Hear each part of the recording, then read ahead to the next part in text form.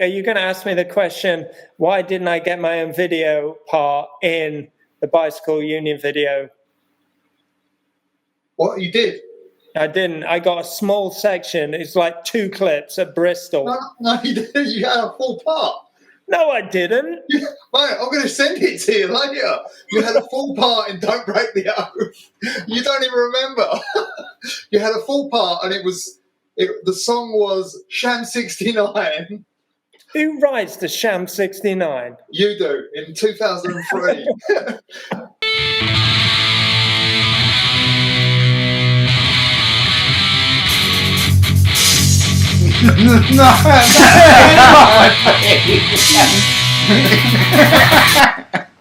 Yeah, let's go. Test, give that memory a test, eh?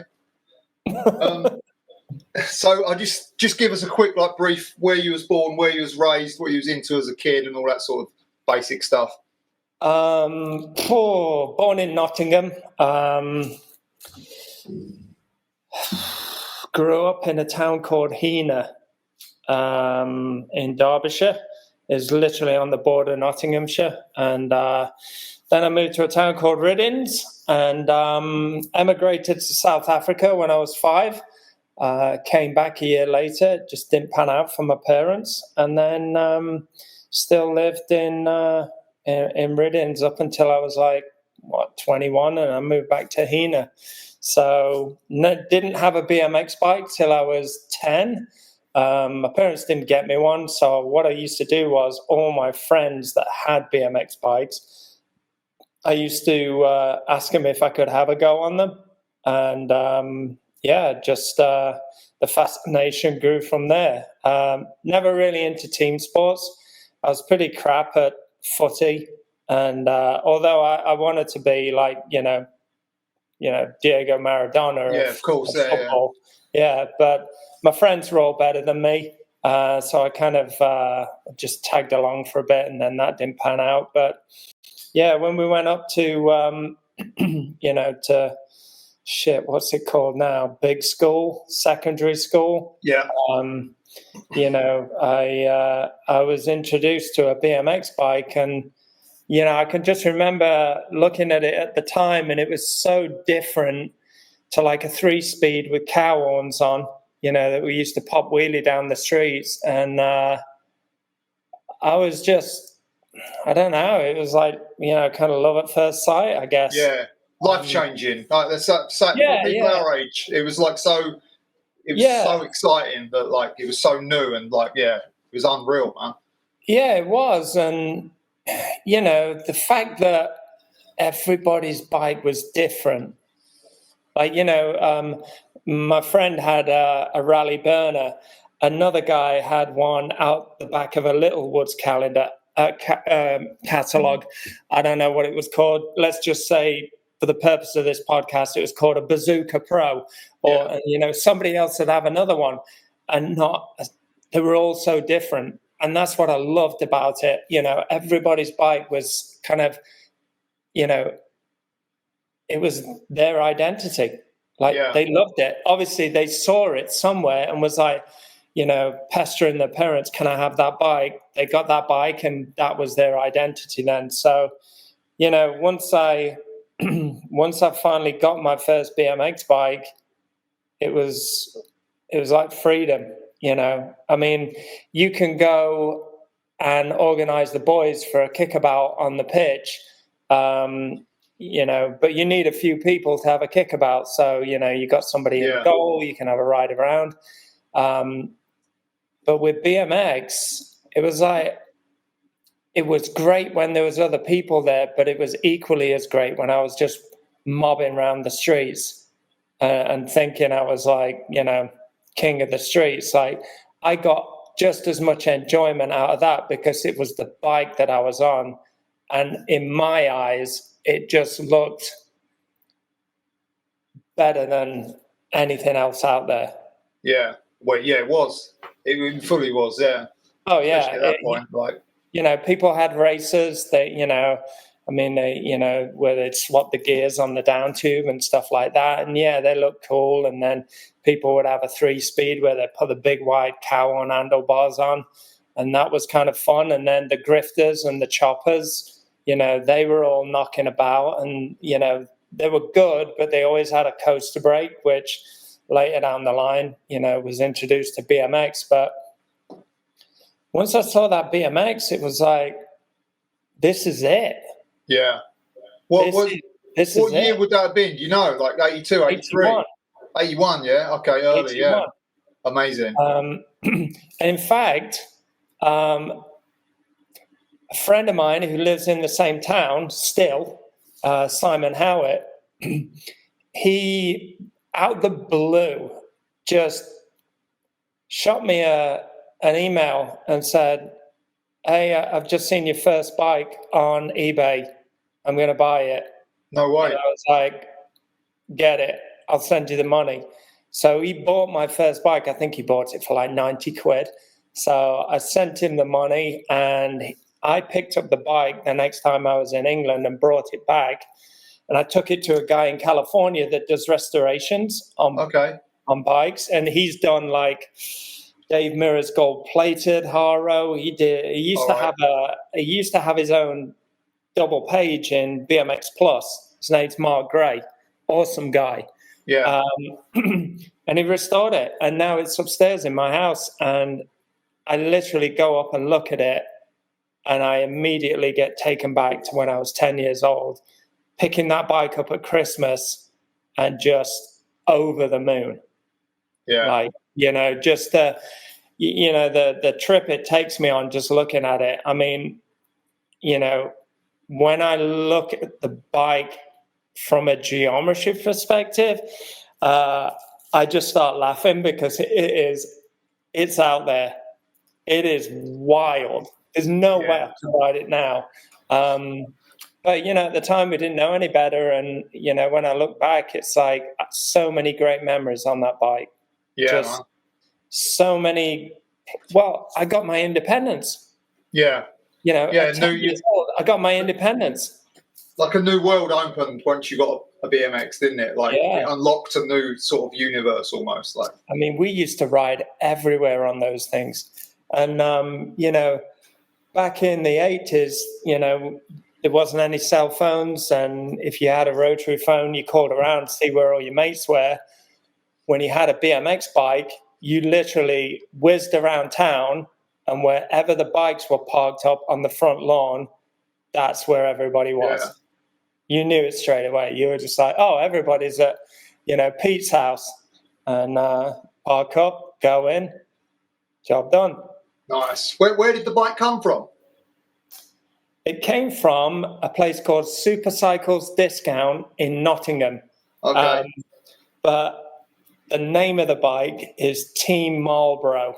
And it has nothing to do with the cigarette manufacturer. Yeah, I remember. But it is bright red. But their bikes were normally like yellow or black, and there's not very many like candy apple red ones knocking around. So, I kind of feel that, I walked in at the right time and got this red bike. Yeah. And again, if I'd have picked up any other color, I just don't think it would have been me. But picking up that red bike, I was like, yeah, this is me. This is it. Had you seen like BMX on TV, like before you got a bike, or any mags or anything? Well, I used to go with my mum or my gran to the newsagents, and at that time I spotted this. It's almost like a newspaper, BMX Bi-Weekly.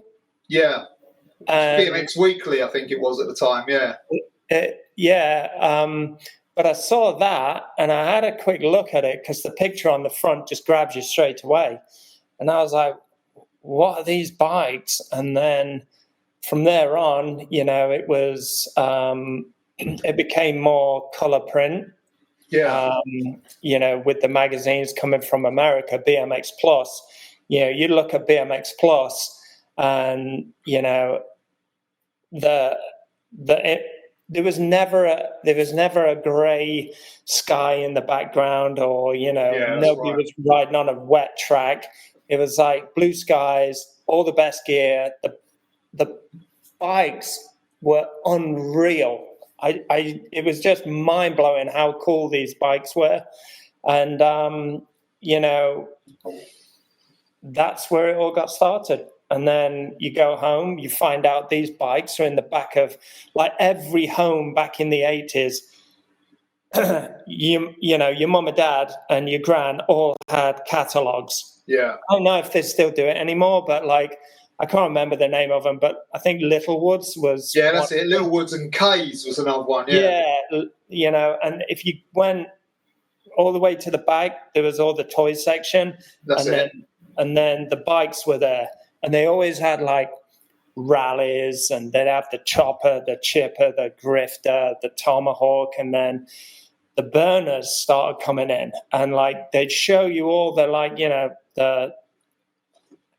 the reasonably priced ones, and then you turn the page and they'd be like the gold, super tough burner, the ultra burner, the you can't afford this burner, but you really want it. So just staring at those in the catalogue, you were like, oh my gosh, I've got to have one of these. But like I say, when my dad took me down to Super Cycles in Nottingham, and maybe it's the Nottingham heritage of, kind of the colour red, being synonymous with the football team. Maybe that was where I got the red colour from. But yeah, it wasn't the beginnings of BMX because it started in the 70s out in California, but I think it was the beginnings of BMX in England. Yeah, 81's early. I don't think I had a BMX to 82 or 83. So yeah, definitely that's early. I had my first BMX when there was mags, like colour mags, so I was a little bit later. Yeah. But yeah, like you say, it was early. Like really, everyone says it's 1980 that it started in the UK, even though some people had BMXs before that. And what did you ride? Was there a racetrack there, or was there nothing? It's too early for even a racetrack at this point. No, we didn't have a racetrack at first. I think for the first year, I don't know, it might have been first 6 months of owning that bike. We didn't have anywhere to ride, so I'd just ride around the streets. We'd build, like little kickers. We'd jump off curbs, that kind of stuff. But for the most part, it was just, we were just riding around with our friends. And then the town of Reynolds got a BMX track. And, when this track arrived, it was like a game changer because everybody was at the track. And initially, like everything, you start out racing and then you realize that you're not that good at racing. Because I was quite small, for my age. I think I was like 5'2". I was 5'2" when I left school. All right. That was a bit weird. But I was obviously smaller than that when I was, 10 years old. So kind of racing around a track wasn't for me. But there was a tabletop at the end of the track. And that is really where the fascination came in, because when you pick up the magazines, someone going fast and low over, a roller or a set of doubles, that was cool. But the guy who was like in the air, bars crossed up, pair of goggles on, you were like, yeah, that's the one. So the tabletop became the fascination, and that's kind of where we spent all our time, was just jumping bikes, see how many bikes we could jump, this, that, and the other, and that was kind of it. And that was also that was the first time I ever saw what I considered to be a pro bike. Okay. Because a guy, I don't know who it was, but some random guy rolled up to our track and he had all the gear on. He looked like he was sponsored by Rally. He had all the gear on and he was riding this, what was it? It was like the team burner with the stripes, the yellow and the blue and the... Oh, yeah, I know, yeah. Yeah. And he came to the track, and we were all like, "Oh, who's that guy?" You know, it's like God had showed up, just because he was on this bike that we saw pros riding in the magazines, and literally within 10 minutes, that dude got ambulanced out of there because he jumped the tabletop, and for some odd reason, the builders of the track had left an exposed stone, and it was about that big, and it got a flat face, but you had to know that the stone was there. I guess they just did a terrible job of packing the last jump, and he hit that, and his back wheel got bucked in the air, and he just came down on his face, knocked a few teeth out, and just took all the skin off his upper body. And no way. That was kind of it. That was the pro debut over within 10 minutes. We were all devastated. I think we were more bummed that his bike got a bit dinged up, but you know, there we are. And then the next time I saw, you know, kind of, you know, some really, you know, high-level riders was the Mike Pardon and Andy Preston demo at Alfreton Leisure Centre for rally. They came in with a quarter pipe and, you know, did their thing, and for literally the best part of an hour, my jaw was on the floor, and I was like, "This is even better than the track." Yeah, that's it. Quarter pipe and trick ramp was like, that's it. It was insane. I can't believe the impression that left on me, because I went back to the track, but then I was on the hunt for like the ramps. And as it turned out, seeing that demo, I found out that there was a BMX club at Alfreton Leisure Centre that had ramps. No way. And I was like, Mom, Tuesday night, this is where I want to go. And she took me, and kind of never looked back after that. I was just mind blown that there were ramps like the ones that Andy Preston and Mike Pardon rode. They was cool looking guys as well back then. Like, I remember looking at them being like, "Oh, those dudes are it." Yeah. How far is Alfreton from where you lived then? I was like 4 miles down the road. Oh, it's not far, yeah. Well, back when you're 10 years old, it's like, it's like a road trip. Yeah. And what was that, 84 or before that even? It might have been around, it might have been around 82. Yeah, it might have been around 82, 83. Because I think it was like, once I found the BMX club and I realized that this, you know, kind of, the red bike, the Team Marlboro that I had wasn't really a ramp bike. That's kind of when I started pestering, you know, my old man for a freestyle bike. For the upgrade. The upgrade. And what was the first time you went to Alfreton to ride the quarters? Like, what was the general scene there then? Like, was there many other kids there? Or? Oh, God, yeah, it was huge. I think Alan Sibley was there. Oh, no way. So, yeah, Alan Sibley, Ross Marshall, you know, Shaun, Alison from Redford. Yeah. You know, I think those guys used to frequent it. So, yeah, I mean, when I went there, I rolled in and I was blown away by the amount of people that were there in this leisure centre. Oh, cool, man. That's pretty good. That's early days for someone to have got a quarter pipe and a trick ramp as well, or 2 quarter pipes. Well, yeah, there was a trick ramp, but these quarter pipes, put it this way, if you saw them in a skate park today, you'd turn around and walk out. They weren't the greatest things. They had a kink in the middle on purpose. So, but then, you know, as time went on, they introduced those foldable quarter pipes that they used to transport. So each quarter pipe had a set of wheels. They'd fold it down, they'd hitch it, trailer hitch, and then boom, they'd take it anywhere.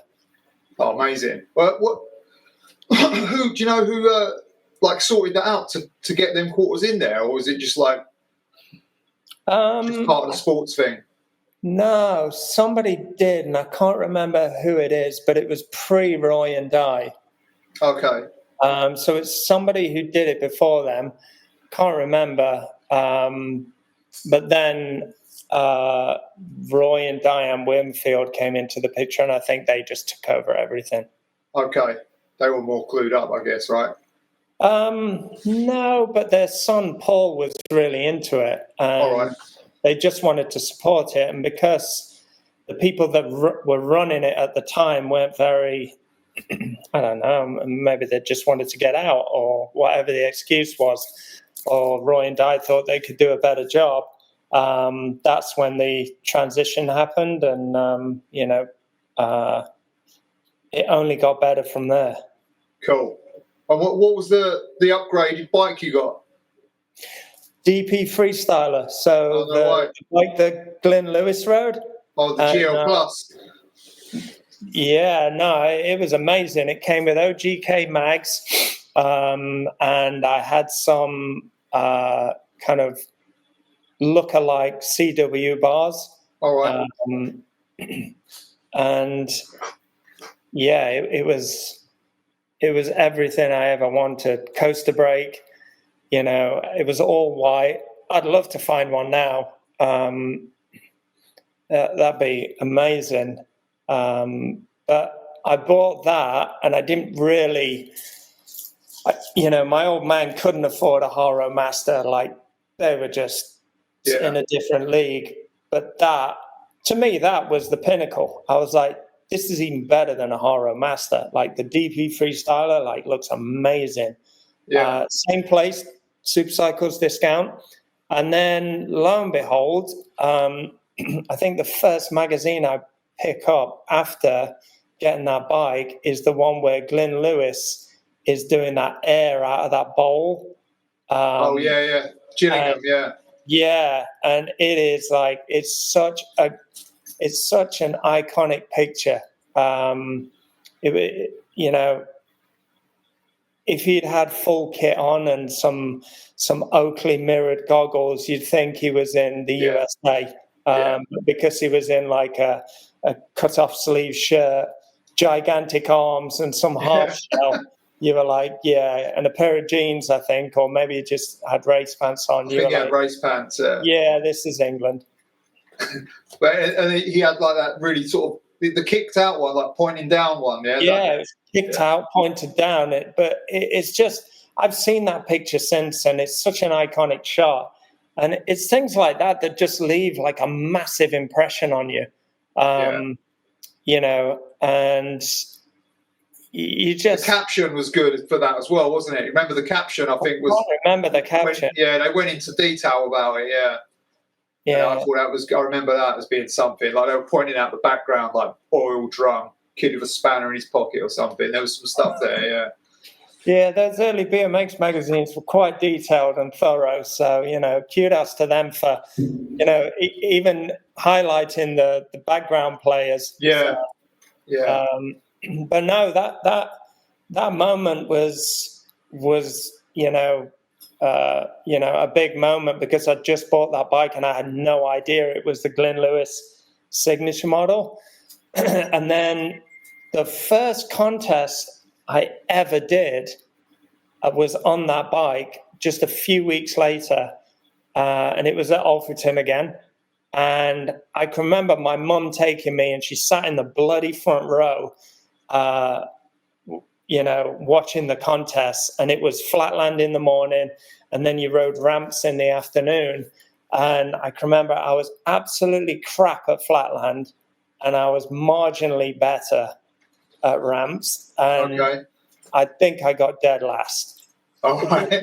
The placing was irrelevant, because that contest, that was another moment in my life that just changed me forever. Because at the end of the masterclass, as they called it then, there was a demo that was put on by a pro that they brought in that rode for Dyno at the time. and the guy's name was Dave Slade. All right. Thought he was going to say that, yeah. And I didn't know who Dave Slade was. Didn't have a clue. So this guy comes out and he is on this, I wouldn't say like it was a desirable dyno. It looked like it had been beat up more than a few times. It got mags on it. He'd got this wild look. It was like, you know, when I kind of think about it, it was like, you know, it was like, you know how Eddie Fiola had the studs on his helmet, and yeah. He was really polished too. It was like a low budget attempt to replicate that. It was the English version. English version, yeah. But Dave Slade came out very unique, and you know, they were bigging him up, and I basically watched him destroy himself for the best part of half an hour. And I thought it was the most amazing thing. Like, everything he pulled, you were just like, oh my God, he pulled it.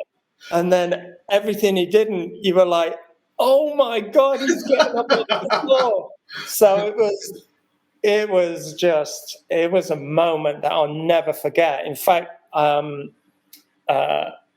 he actually got in touch with me at an X Games years down the line, and he said, hey, I just wanted to reach out. I live in LA, and you guys are here, and if you've got time, I would love to get a coffee.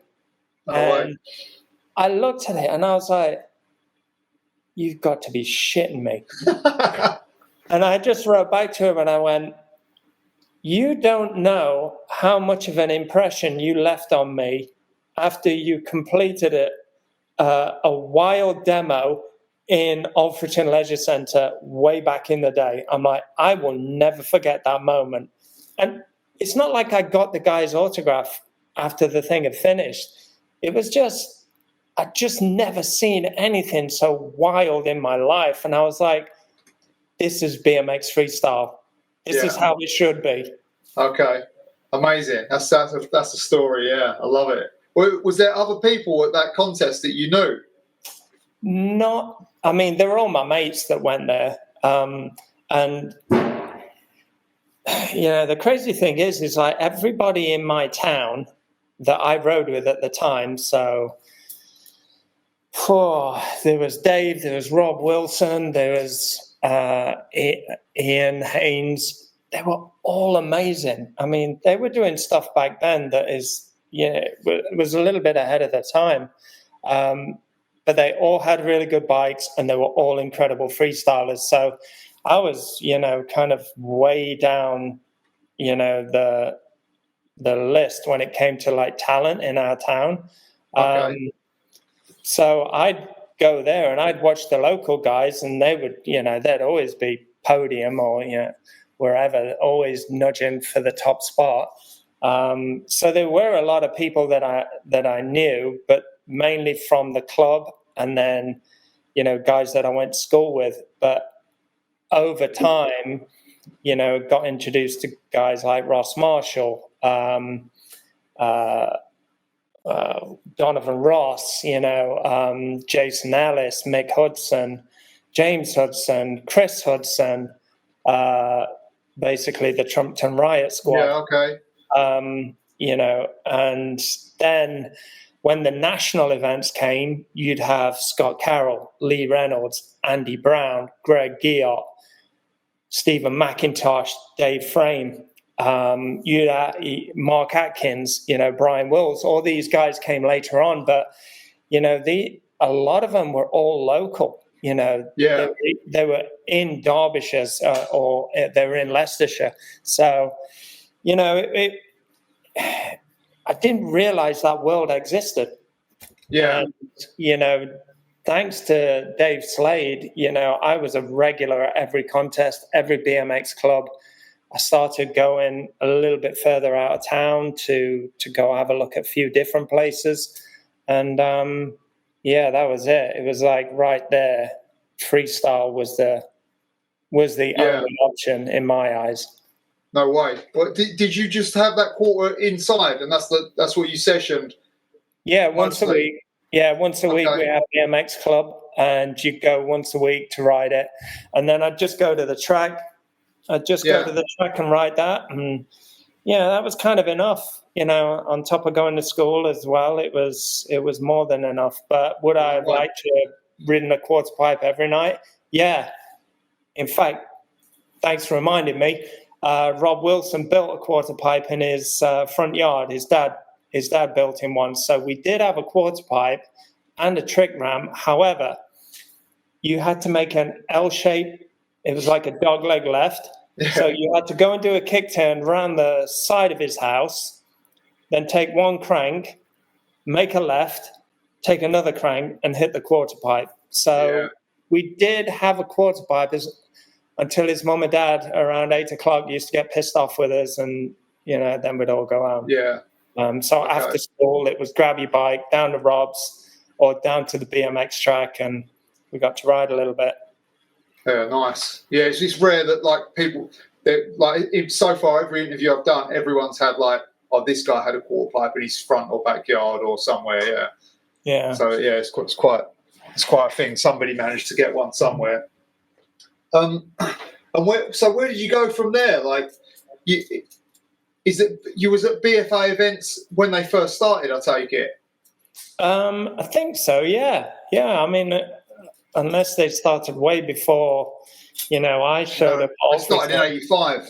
Then I was at the BFA events, as we, just tagging along with my parents. And, then I got introduced to so many people that were there on a regular basis because I'd become a regular too at the BMX club. So, Roy and Di came into the fold, and I got to know, Roger Atkins, Eric Lunn, his son Stuart was a regular at the club. So it just became this this BMX freestyle family, Yeah.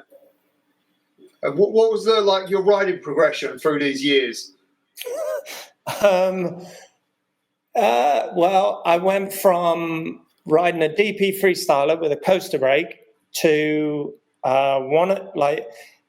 something happened the minute we left school at 16. So all my friends that were amazing at riding bikes suddenly just quit.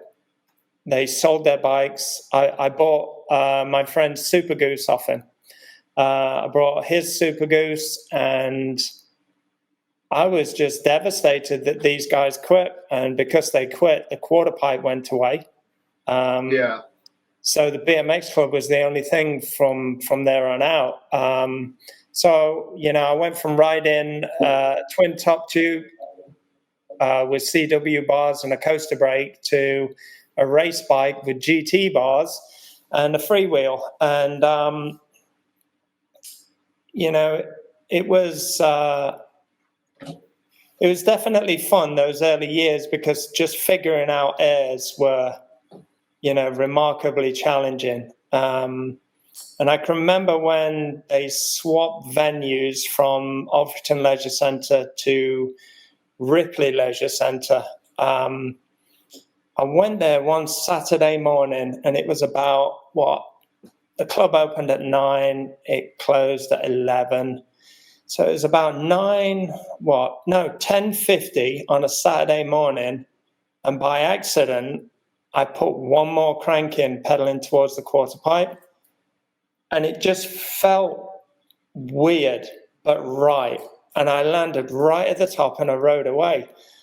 And Paul was on the other quarter pipe, and you just went 4 feet. So I'd literally gone from 1.5 feet to 4 feet in one air. Okay. And I was like, "You kidding?" He was like, "No."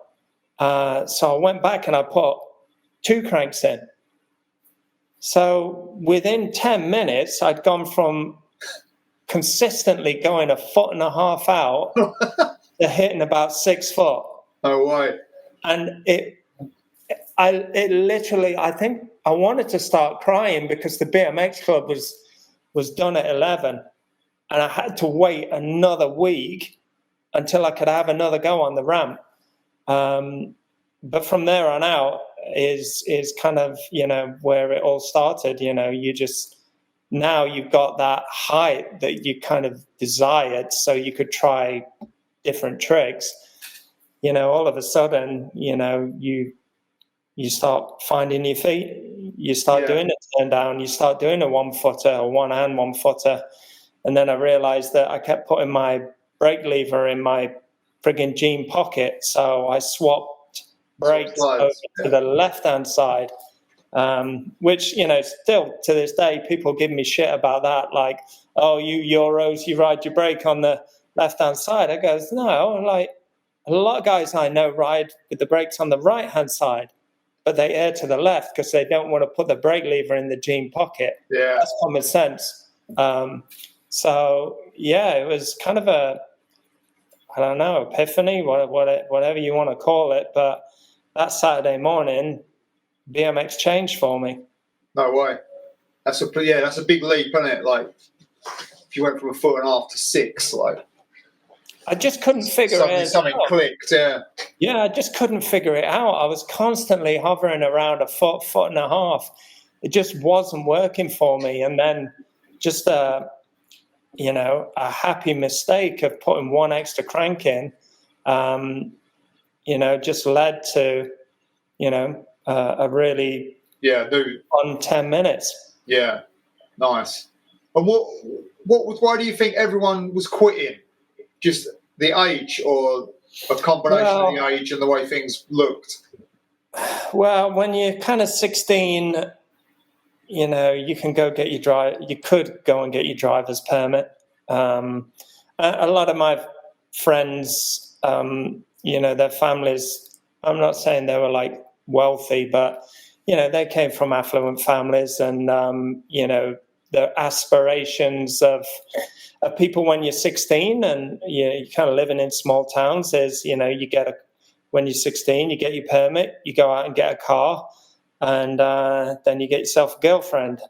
So everybody went from owning, Skyway Street Beats and Haro Masters that I surrounded myself with, to suddenly owning, Escort RS Turbos and some XR2, some Panda Shaz with blonde hair on their arm, The Vauxhall Viva. Nobody I knew drove a Vauxhall Viva. The two guys that got cars, I think one got an Escort RS Turbo, and the other one, he got some, I don't know, Renault 5 GT or something like that. Yeah. They weren't strapped for cash. So. And this would have been like, 86, I guess? I was like, I left school at 15, just before my 16th birthday. So what would that be, 87? Oh, okay. Yeah, a little bit later, yeah. And what did you think of, like, you're obviously you're looking at BMX mags now. What did you think of the BMX mags at the time? Insane. Just, they're good, yeah. We tried so many times to emulate those pictures in magazines. I mean, behind the BMX track in Reynolds used to be some old tennis courts, and it used to be that there was like retaining wall around it, but over time, the loose laid wall had kind of like fallen in one spot, and behind it was like a slate bank. So the slate bank, you could ride down it into the tennis court.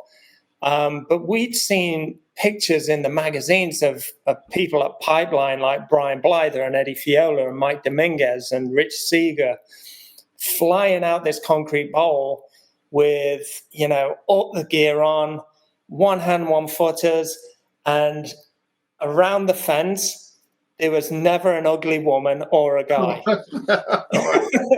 So we were just like, you have to build this to do that, to get these good-looking people there. Like, that could be us. So we started digging out a slate bank, but the problem with the slate bank was every time we hit it, we'd loosen up more slate, and we would spend more time shoveling the shit that fell out than we did actually riding it. But we made our version of Pipeline, and basically it was like an 8-foot flat bank to about a foot of straight vert. Okay. Yeah, we did. Derbyshire pipeline. Yeah, for some reason, like a couple of us got, like at least, a foot out the top of it, but it just wasn't the same, Really?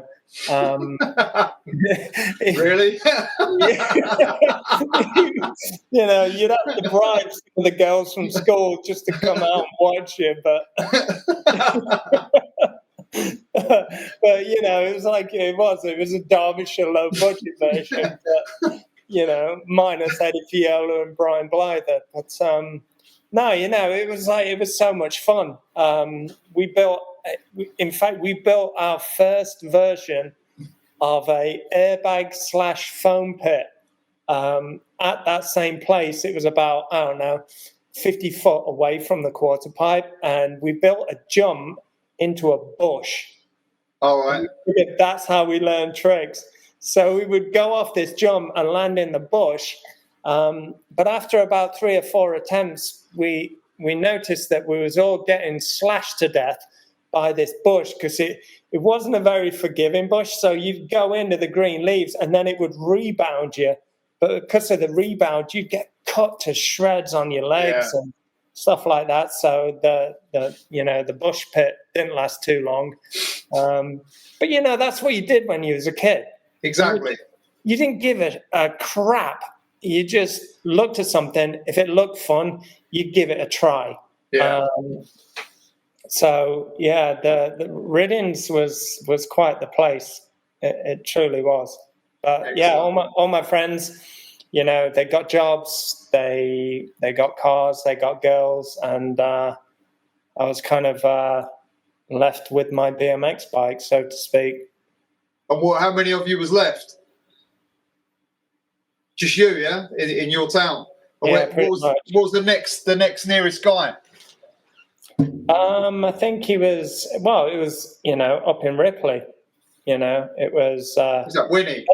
Yeah, it was Winnie and a couple of other guys that lived up there, and then weirdly, I found out about some skaters in the next town over from me that had a half pipe in their garden. Okay. And actually, now while I remember, there was another kid whose parents owned the main pub in Riddings, and his name is Chris Woodhouse. And I'm not sure if I think he skateboarded. So we decided to take it upon ourselves to build a quarter pipe in the pub car park up against, kind of one of the outsheds. And this quarter pipe, because obviously neither of us had a joining degree, we'd taken a couple woodworking classes at school, but I think I nearly burned the entire metalwork and woodwork classes to the ground one day when I shoved a fire into a varnish pot and the whole table went. So we built this quarter pipe, and I don't know the exact dimensions, but from memory, I'll take a guess. We had about 3 foot of transition and 2 feet of vert. Sounds about right, yeah. It was a wild ramp to ride. But, looking at it, all we could see was pipeline or, Dave Slade flying out top of the quarter pipe. And it was like, we're going to be that person. Yeah. We are, people are going to drive past the Green Hill Lane pub and they're going to see a couple of ratty kids getting about 10 feet out the top of this quarter pipe. Living the real life, yeah. Yeah. It never happened though. We had a couple of attempts. I think I hit the floor once because it was so oververt, and then Chris didn't like it, and we ended up just, his dad says like, "Oh, take it down. It's too dangerous." So that was that. That was the end of that one. Yeah. What did you think of like the RAD stuff around this time? Like the like new look of like the street gear and the like Life's a Beach stuff and all that was going on in their mag. Oh yeah. Could you relate to that, or did you think it was weird? Oh no, not at all. I bugged my mum that for Christmas I wanted a pair of Life's a Beach robot pants, and we straight down to Gridiron Sports, got the robot pants. They went to Santa, and the rest is history. But RAD was, I don't. It was that kind of. It was the threshold of being a teenage boy into a young adult as a BMX rider, because the crossover, you could tell it was there. People, when you've got Nick Phillips doing an Arctic adjustment, and then you've got the Zoid on top of the ramp. I mean, for God's sake, all he ever did was put his arms out like that. He'd have a pair of like razor glasses on, and he'd have some Life's a Beach shit, and you were just like, that's insane. That guy's crazy. He absolutely took away from the guy that was like 8 feet in the air, because you just look at the Zoid. Yeah. And then RAD started to have like Damon Nicholls on scooters, and they used to have Craig Campbell. Everybody just looked like, punk rock on BMX. Yeah. It was like this alternative punk new wave thing with like blonde bleached tips and spiky hair, and and then all the London lot like Andy Brown used to wear 2000 AD shirts. That's it, yeah. Judge Dredd. Of course, you got to have one. Why wouldn't you? Yeah. I didn't even know what Judge Dredd was, but I got a T-shirt. But, these were the things that you were being presented with, and you were like, that's the new freestyle. Yeah. And that was getting cultural, wasn't it? It was such a cultural shift. But the crazy thing was, it wasn't in America. Yeah. It was an English thing. Yeah. Like, it was, it was almost like, England rebelling against, the kind of clean cut of what freestyle had been to that point. You look back at all the contests like, Kellogg's, and BMXB and, Peppy Winder, Neil Ruffell, Andy Ruffell, they were all very Americanized. They looked really clean. They had the uniform, they had the names on the bike, this, that, and the other. And then all of a sudden, BMX got grimy. And it was like T-shirts, robot pants, just really, just expressing themselves in different ways. Like even the bikes, got a bit more rebellious. People were starting to do things on the bikes that you wouldn't have necessarily seen in years previous. So, and I just think about all the kind of movements and things that were happening at the time. You got guys like the Trumpton Riot Squad, coming out of Retford. They were always in RAD. They were, always looked like they were having the most mischievous fun. Yeah, that's it, yeah. And then you go down to London and South Bank, and there'd be, Andy Brown and Lee Reynolds and all the riders down there, Marfleet and all those guys, and then there'd always be some half pipe in there where, was it Chingford? Chingford, Guilliote and all those guys, and Zach Shaw, that's where he cut his teeth down there. And, guys like Peppy Winder started to look out their place a bit. Yeah. Because they had all the gear on, and the people that they were riding against, had cut-off sleeves and a pair of Levi's on. Yeah, Megadeth T-shirt or something. Yeah. Yeah. Oh, yeah. And when kind of heavy metal came in, and like the Dead Kennedys and SNFU and all those kind of hardcore bands at the time, again a different movement started to happen in UK BMX freestyle, and just the contests had gone from friggin' Oingo Boingo to Holiday in Cambodia. Yeah, Metallica. I remember one of the BFA contests I went to, they kept playing Queen. I want to ride my bicycle. I want to ride my bike. Remember that song? Is it? Yeah, I do, maybe that's not even the right lyric, but like over and over again, I remember thinking. And I was probably 13 or 14. I was like, what is going on with this music? Yeah. Like even at that. Oh no, it was crazy. Like every time Scott Carroll came out for his run, Tommy Gun by The Clash, You know, Yeah. like the Londoners would always ride to some wild music, and then everybody used to. I don't know if this was just me, but everybody would doctor their music for the run they had at the contest. So you'd put some on a cassette. You put a little bit of something at the start, and then it'll go into the best bit of the Megadeth song that you were going to write to. But you cut the bullshit out of the front, put something in front that was like, I don't know, it could have been out of like a nursery rhyme, like some melodic, something friendly, and then it would go straight into like Megadeth or Anthrax, whatever it was, Dead Kennedys, and it was an interesting time. But that magazine really just it definitely went against the grain, and I'm pretty sure that. Thanks to that magazine, those changes that were made in English freestyle, shaped the lives of the people that, are now doing incredibly well. Some of the readers, Well, the readers, the riders too. A lot of them went on to great things. Really great things. Yeah, and it sort of spread as well. It didn't just do the UK; it kind of went out, and then you got other versions of it, like Homeboy and stuff like that. Did you ever ride Retford half pipe with those guys? I did.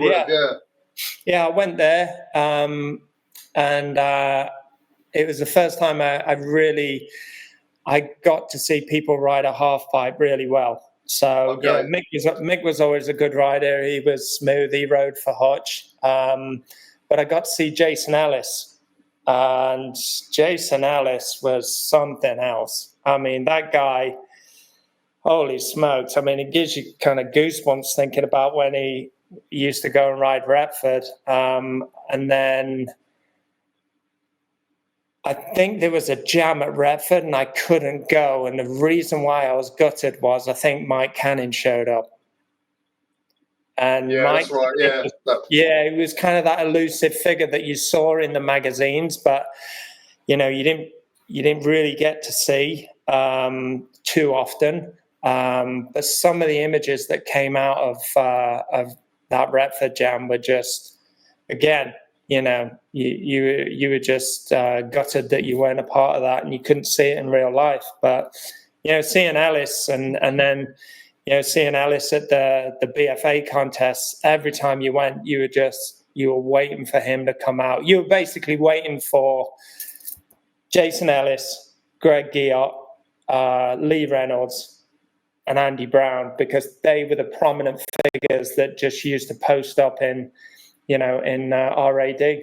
Yeah, savages as well. Like. Yeah, and he used to ride for Hutch, Jason Hassell. Yeah, okay, yeah. Nice.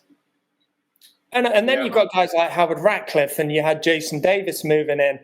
And, of course, who can forget, Carlo Griggs. Yeah. No, the younger guys started coming through at this point in time, yeah. Did you... How did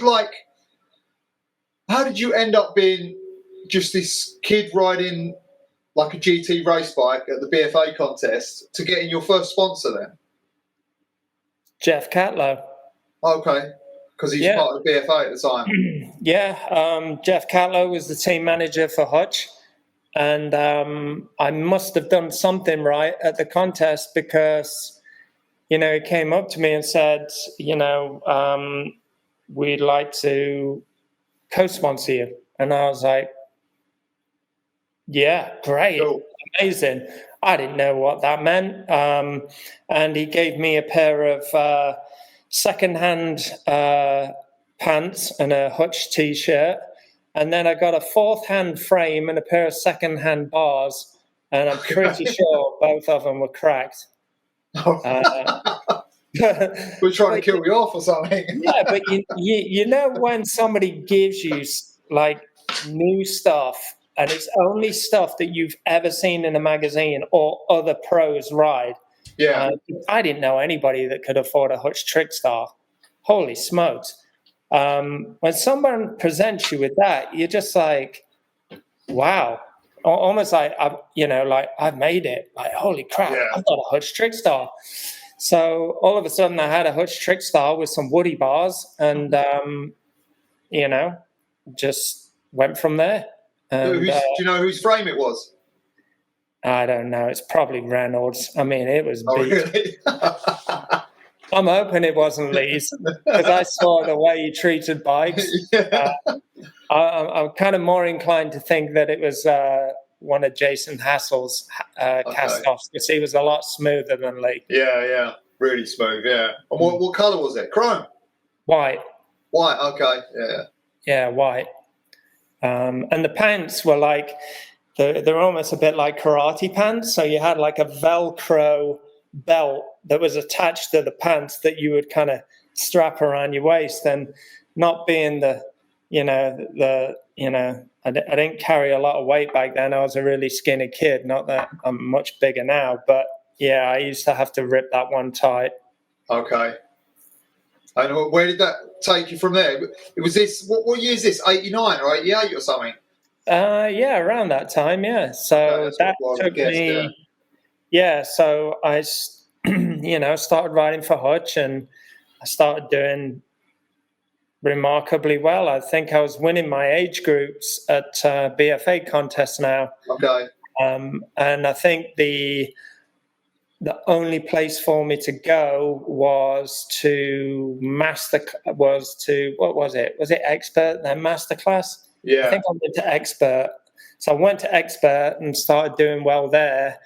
And then I went to Masterclass after that. And that's, kind of when you start riding against people like Jason Ellis and the likes. So, yeah, things got a little hairy.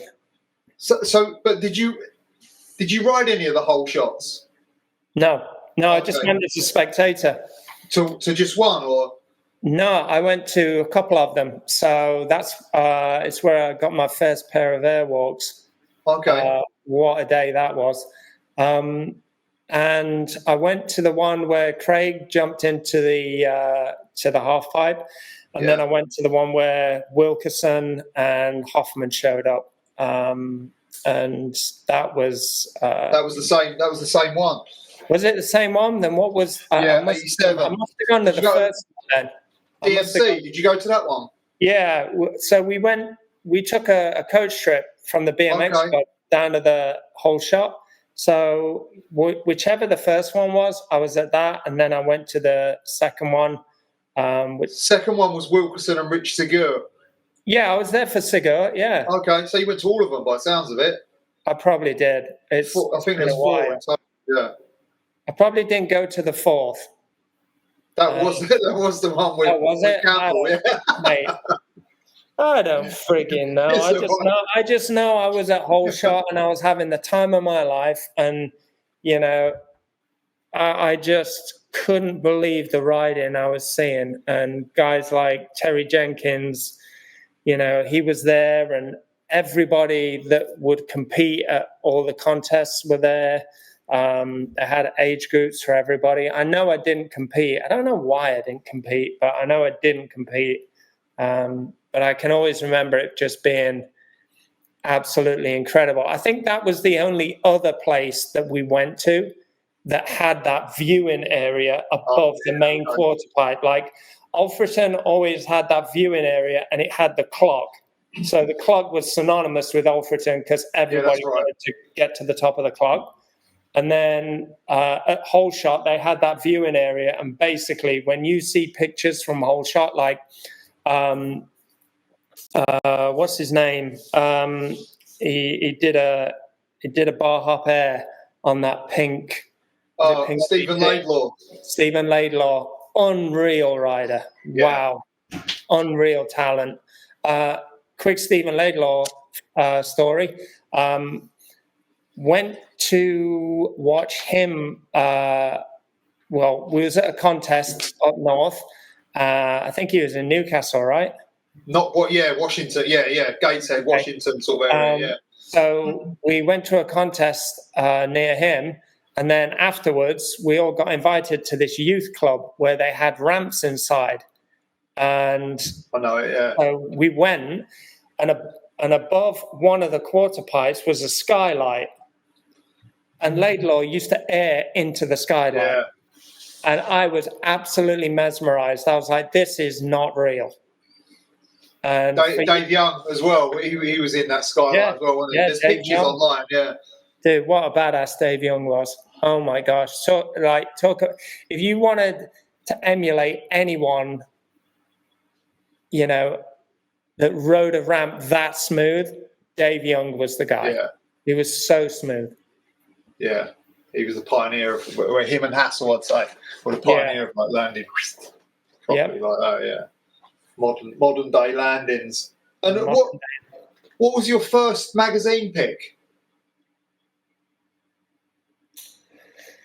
Probably on a hutch doing a look back, but it wasn't really that clicked, and it was probably from Alfreton.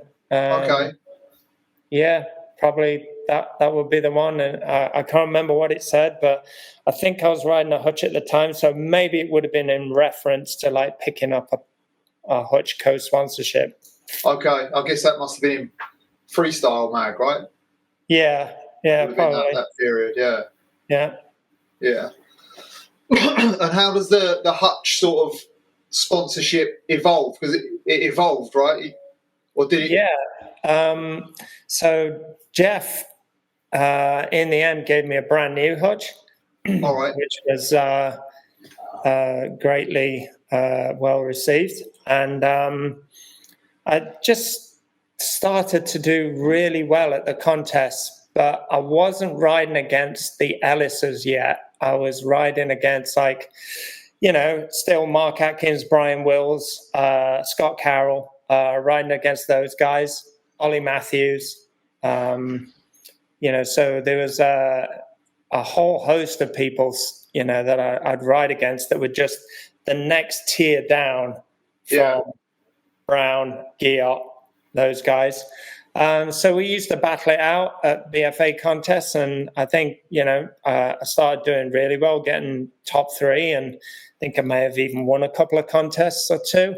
And then, I got noticed by Shiners, and Shiners wanted to sponsor me and put me on PK Ripper. I remember this, yeah. So I got sponsored by PK Ripper. And, you know, not knowing anything about bikes, I didn't realize that a PK Ripper was a race frame. It was alloy. Probably the worst freestyle bike you could ever. Those landing gear folks were, you know, let's be honest, they weren't the greatest for freestyle. But you know what? I did not care.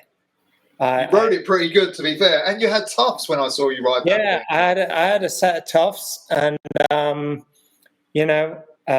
think that is when I started moving up into the bracket that was your kind of your Jason Ellis class, and yeah, I'd gone from at this point 6 feet to 12. That one from Leicester always cracks me up. The one where I'm on a PK Ripper, black Tufts, pair of Haro bars, and I've got the Skyway seat on with the thing that pokes out, the dig thing.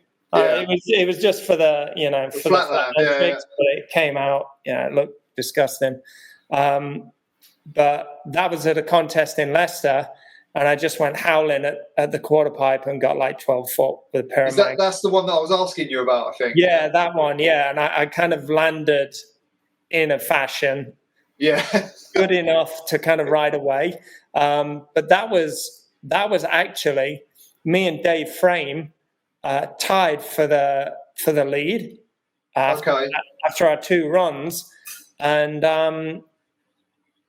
they, rather than doing the tiebreaker, which nowadays they go to the scoring, so lowest score, highest score wins. They said you've got to do a final run, to see who wins. And I think Dave went first, and he made a couple mistakes, I think, on his first there. And I was just like, I am just going to pedal at this quarter pipe as fast as I can and just melt a massive air. But I didn't want to do what Brian Wills did about 20 minutes before me, which is do the same thing, hit the quarter pipe and not even touch any transition. I don't even know if he landed on the quarter pipe. He might have landed on the floor. I know Roy was there with his camera taking pictures, so Roy might have scraped him up off the floor, but it wasn't the smoothest air I've ever seen. I think I might have seen that on video, actually. Yeah, it's an absolute worldie. But yeah, me and Dave rode, in a tiebreaker, and I ended up winning, and that was kind of it from there. Like the PK Ripper, went around Europe, and we rode some really cool contests. I can always remember I got sponsored by the pub that put the half pipe in the car park, which was called Woody's. And they gave me 50 quid for petrol, and they gave me a Coca-Cola t-shirt that said Woody's 2. I think I remember this, yeah. The disco or something on the back. And I rode in a pair of Haro shorty shorts, and I went to this contest in France, and I think it was the best quarter pipe I'd ever ridden in my life. This is the legendary quarter pipe that everyone brings up who went there, yeah. Yeah, it was the big blue one, yeah? No, it wasn't a big blue one. It was just bare wood.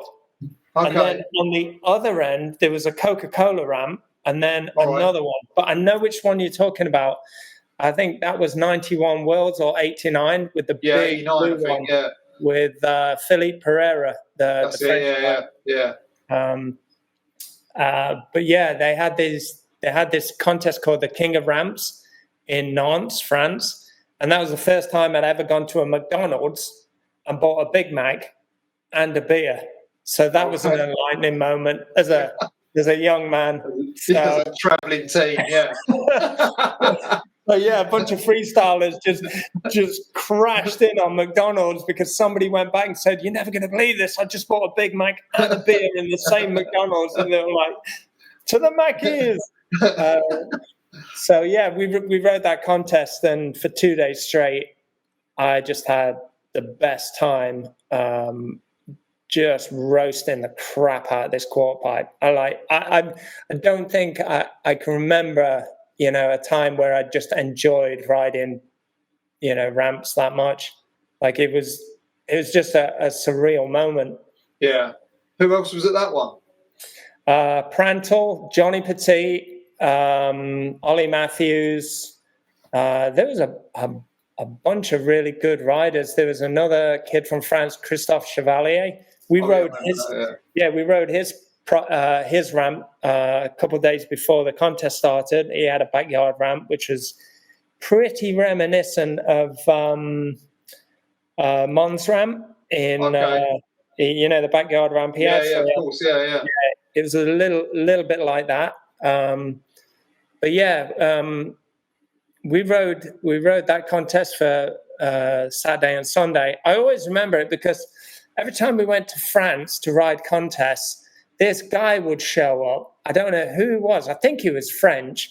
But what he would do is he would show up on the best bike you could get at the time. So let's just say he was on a Haro Master with the best handlebars, flight cranks, whatever, Peregrine 48s, you name it. He had the lot. And for some strange reason, he had this habit of just dropping in off the side of the quarter pipe to flat. That was his whole shtick. He couldn't ride the rams. He could ride it enough to pop out, and then he would hype the crowd up as they did back in the day. And he would just drop in off the side, and every frigging time he'd bend something on the bike, so the run was over. Yeah. But he didn't care. That was the thing. That was his all gimmick. Led up to that. And a lot of us were just like, mate, just give me the bike. You can have mine.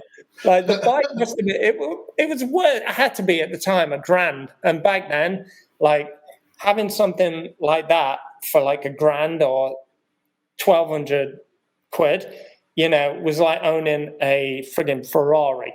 Yeah. You literally had the Ferrari of bikes. And this nutcase used to come out week in, week out, just drop in off the side of the ramp and just bend shit. And we never figured it out. But anyway, the contests in France were just off the charts. And then years down, you know, like about a year later, Jerry started coming out with us. And, you know, there used to be a whole crew that used to go to the comps in France. They were amazing. Yeah, no worries. Yeah, I remember Jerry coming back with stories of like well-known French riders. Yeah, of a couple of the events he went to as well. Yeah. Yeah. I went to this contest in France with Jerry. This is an interesting story. So I went to this contest in France with Jerry, and we went and rode the famous brick banks that were in the magazines that Hoffman and all those dudes, Eddie Roman, they went and sessioned them. The ones where the wall rides from the block of flats. So me and Jerry, we dipped out the contest and we went cruising around France. We found these banks. So we went and rode them, and they didn't disappoint. I mean, they were rough as shit, but they didn't disappoint. And then I don't know how we found this, but we kind of meandered about a mile down the road and we found a massive half pipe. And I was like, oh my God, there's a freaking massive half pipe there. So we goes there, and we neither of us have got pads. We just got, you know, regular shit on, pair of shorts, t-shirt, and some riding shoes, and a baseball cap. And we gets on this ramp, and we rides it, and felt great, felt awesome. And then Jerry gets on it, and Jerry starts knocking out like 8-9 foot airs, like massive turn downs. And I can remember looking at him going, Jerry, I think you need to calm it down a bit, mate. And he's just like, no way, this ramp's nice. And he literally spent the next half an hour sessioning this ramp on his own, because I was like, there's no way I'm riding this ramp with no pads on. Because I'd pulled that shit before at home, and I had a pretty bad accident, but thankfully the ramp was made of friggin' balsa wood, so I didn't like have a serious brain injury because I didn't have a helmet on. But yeah, Jerry smashed this ramp, and the coping, I can remember it distinctly, was hanging on by a thread. Yeah. Like one of the nails that held the coping in was half hanging out. So every time he came in and hung up, it was like, kong, kong. Yeah, and you could see the coping wobble like this. And I'm just like, Jerry, you are as mad as they come. Yeah, that was his style. We would always he didn't care about, a lot of things. Helmets or anything, He was just about blasting it, And I remember you rode the UK King of Vert series, and that's when you was on that PK Ripper as well, wasn't it? That was, I think that was the Coca-Cola shirt, right? That was probably the Coca-Cola shirt too. I started to ride that one a lot. I don't know, I just liked the look of it. I thought it was cool having like different sponsors and stuff. That's kind of where I started to really come into my own in riding. People were doing lip tricks. I'd started learning lip tricks. Unfortunately, they were the wrong way to the way I aired, so I just looked a bit different. And then my airs just started getting better. I started learning new tricks, that were consistent with what the best guys were doing at the time. And it was a really fun contest to go to, the King of Verts. I think it's always something that everybody in England wanted, but they only had in America. The only Americans I knew that went to a King of Vert were like Craig Campbell and Jason Ellis. I think those were the only two names that ever showed up there. I think Jerry might have gone to one, but that was down the line. He was doing demos for somebody. But having it in England, it was a really good opportunity to kind of go to different places to ride a half pipe. And the half pipe wasn't that bad. Like, it was actually pretty good. And I just started to get better. And then obviously we showed up in Mansfield, which is just down the road from me. And that's the one where Hoffman came. Yeah. And as it happens, the week before that contest, I broke my frame.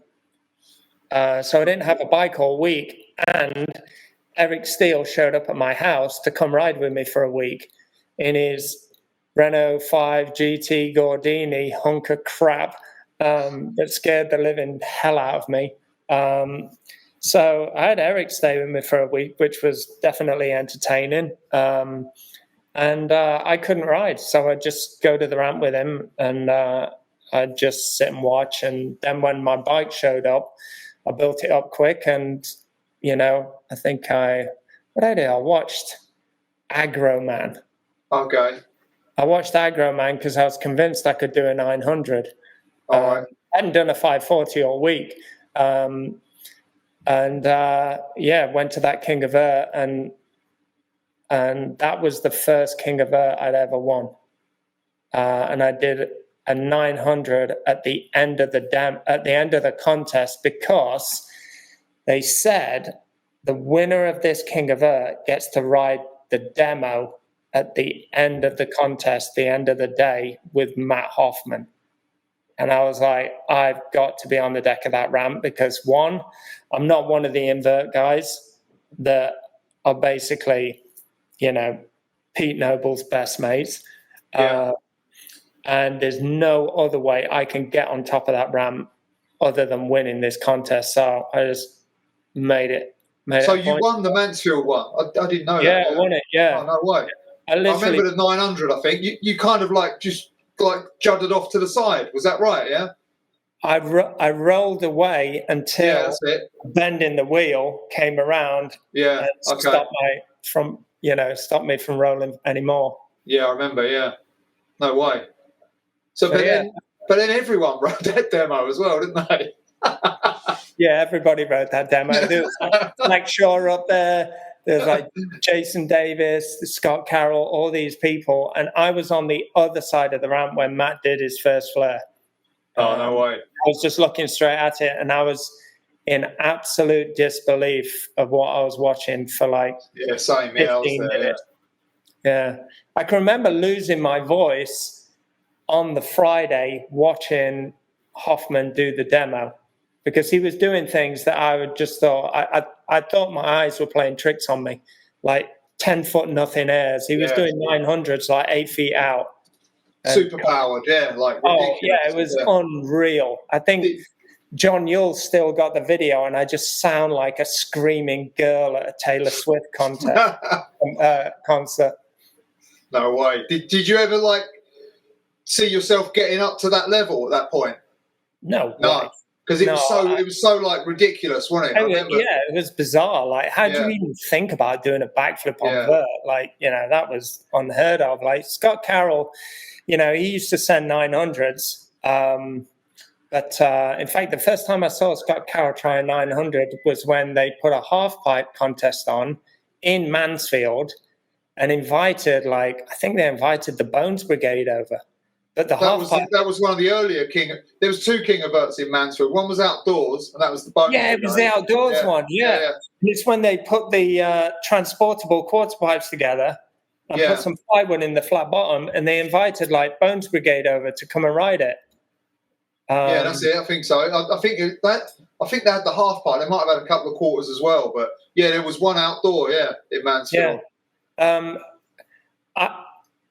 It's the only time I've ever done a bar hop air and landed with both feet still over the bars and somehow rode away.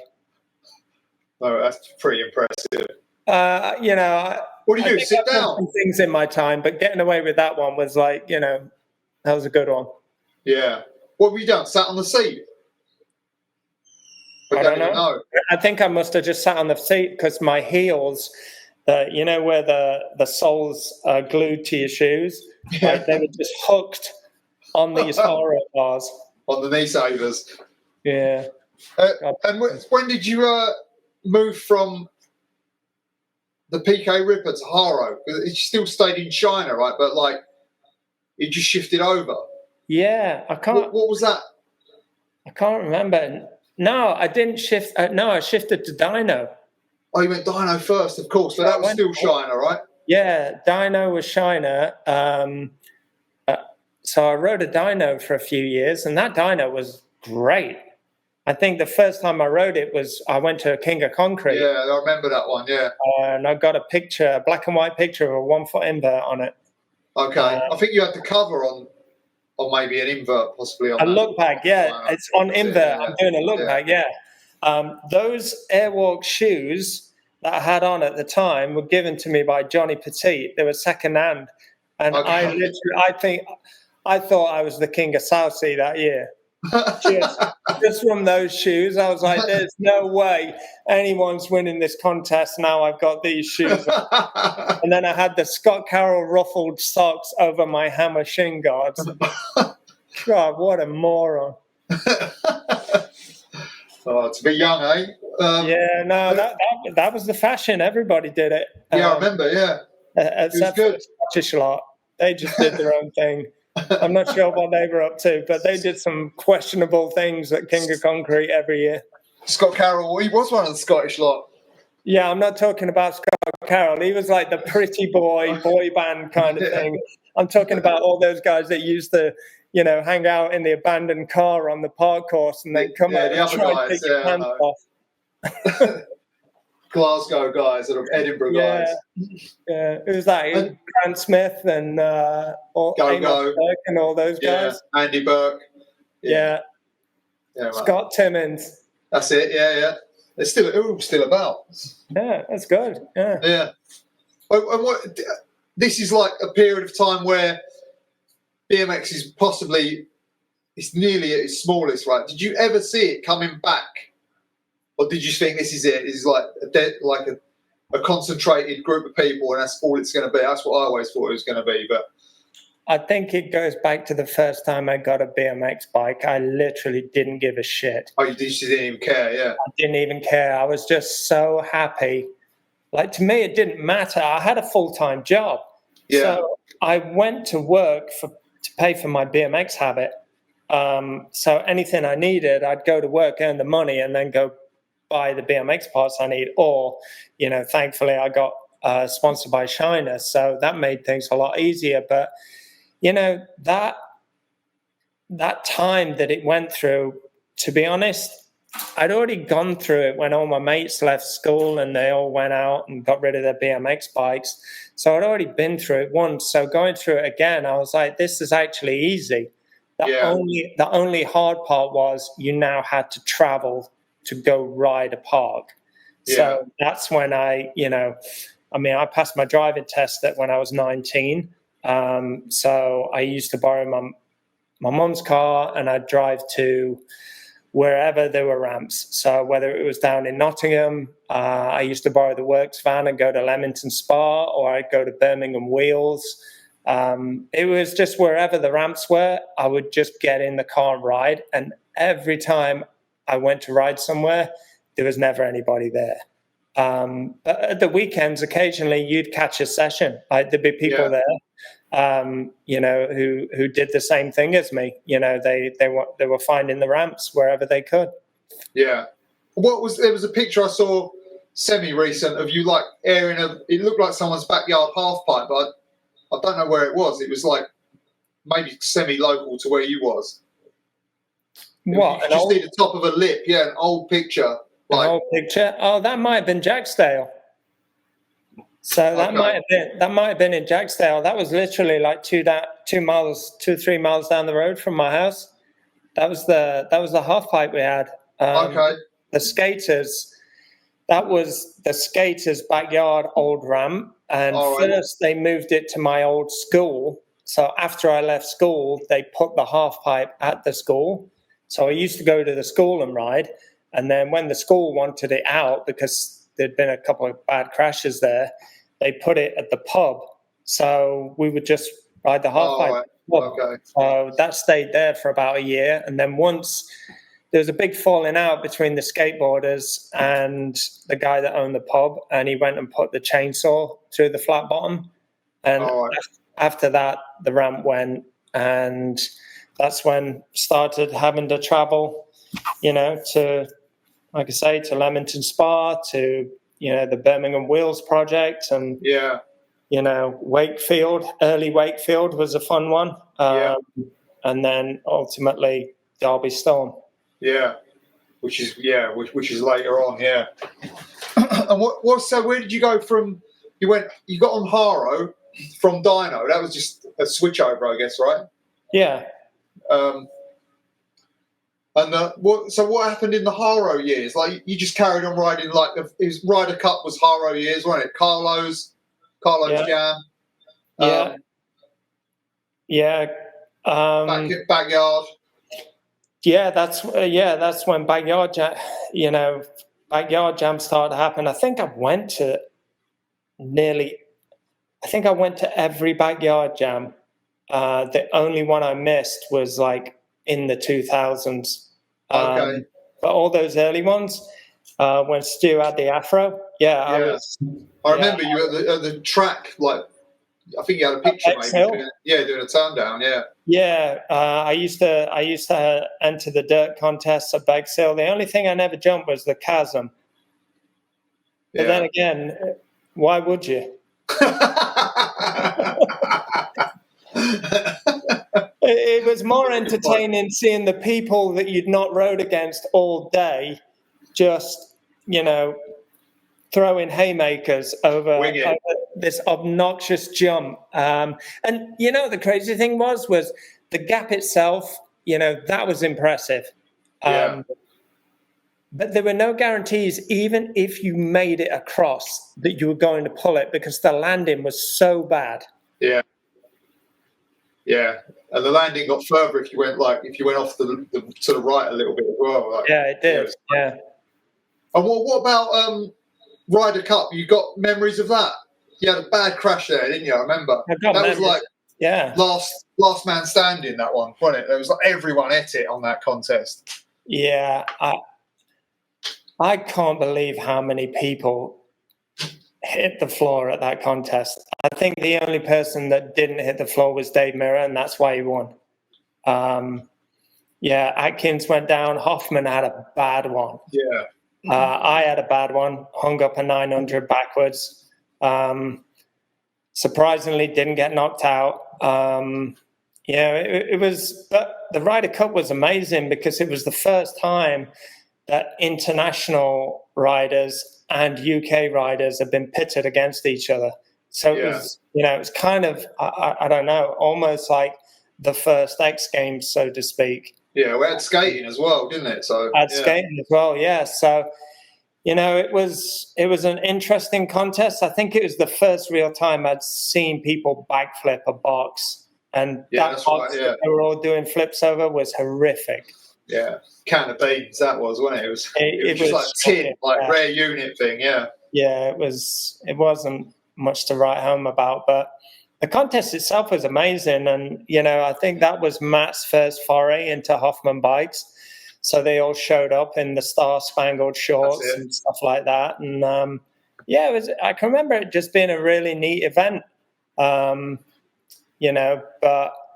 like any UK competition, the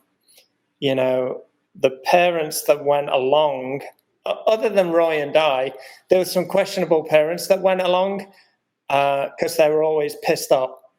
Yeah. There was a lot of parents that went there that were pissed off, and it got a little obnoxious, to say the least. Oh, really? I didn't know anything. Yeah, so some of the BFA contests used to get a little heated when certain kids didn't roll in on the podium, and it's just because the mom and dad, it wasn't mom, but kind of dad had had a few too many. And, I think I know what you're talking about, but I didn't know. I wasn't aware of any of this. Yeah. Put it this way: when the admin women that used to sign you in at BFA contest started drinking at around 11 o'clock, you're like, all right. But back then, I didn't give a shit. I didn't know. I'd just laugh like, yeah, nice one. Yeah. You know, you've got dye with a little flask, and inside it is like, you know, wine or Jack and Coke. Oh, no way. Coke was even a thing then, but you know, it was just funny. Like those early days were just, the parents were as equally as entertaining as the action on the ramps. Yeah, it's pretty like crazy to think that they did that, like at that point in time, for like a bunch of like youths who really didn't really care either way, to be honest. Yeah. So yeah, we went. You know, if you lost a contest or didn't get top 3, and you know, we didn't care. Yeah, we were just there to have a good time, and you know, let's get our shit out the way so we can watch the pros. Yeah. You know, I want to see Andy Brown ride, or Lee Reynolds. You know, is going to do a 540. You know, so it was more. You know, we were just interested in getting our stuff done, getting off our bikes, parking ourselves, and then watching the real guys come out. But you know, some of those parents were a little overzealous in those days, and used to get fired up on the sideline. And what I wanted to speak to you about the sort of the battle with DMC.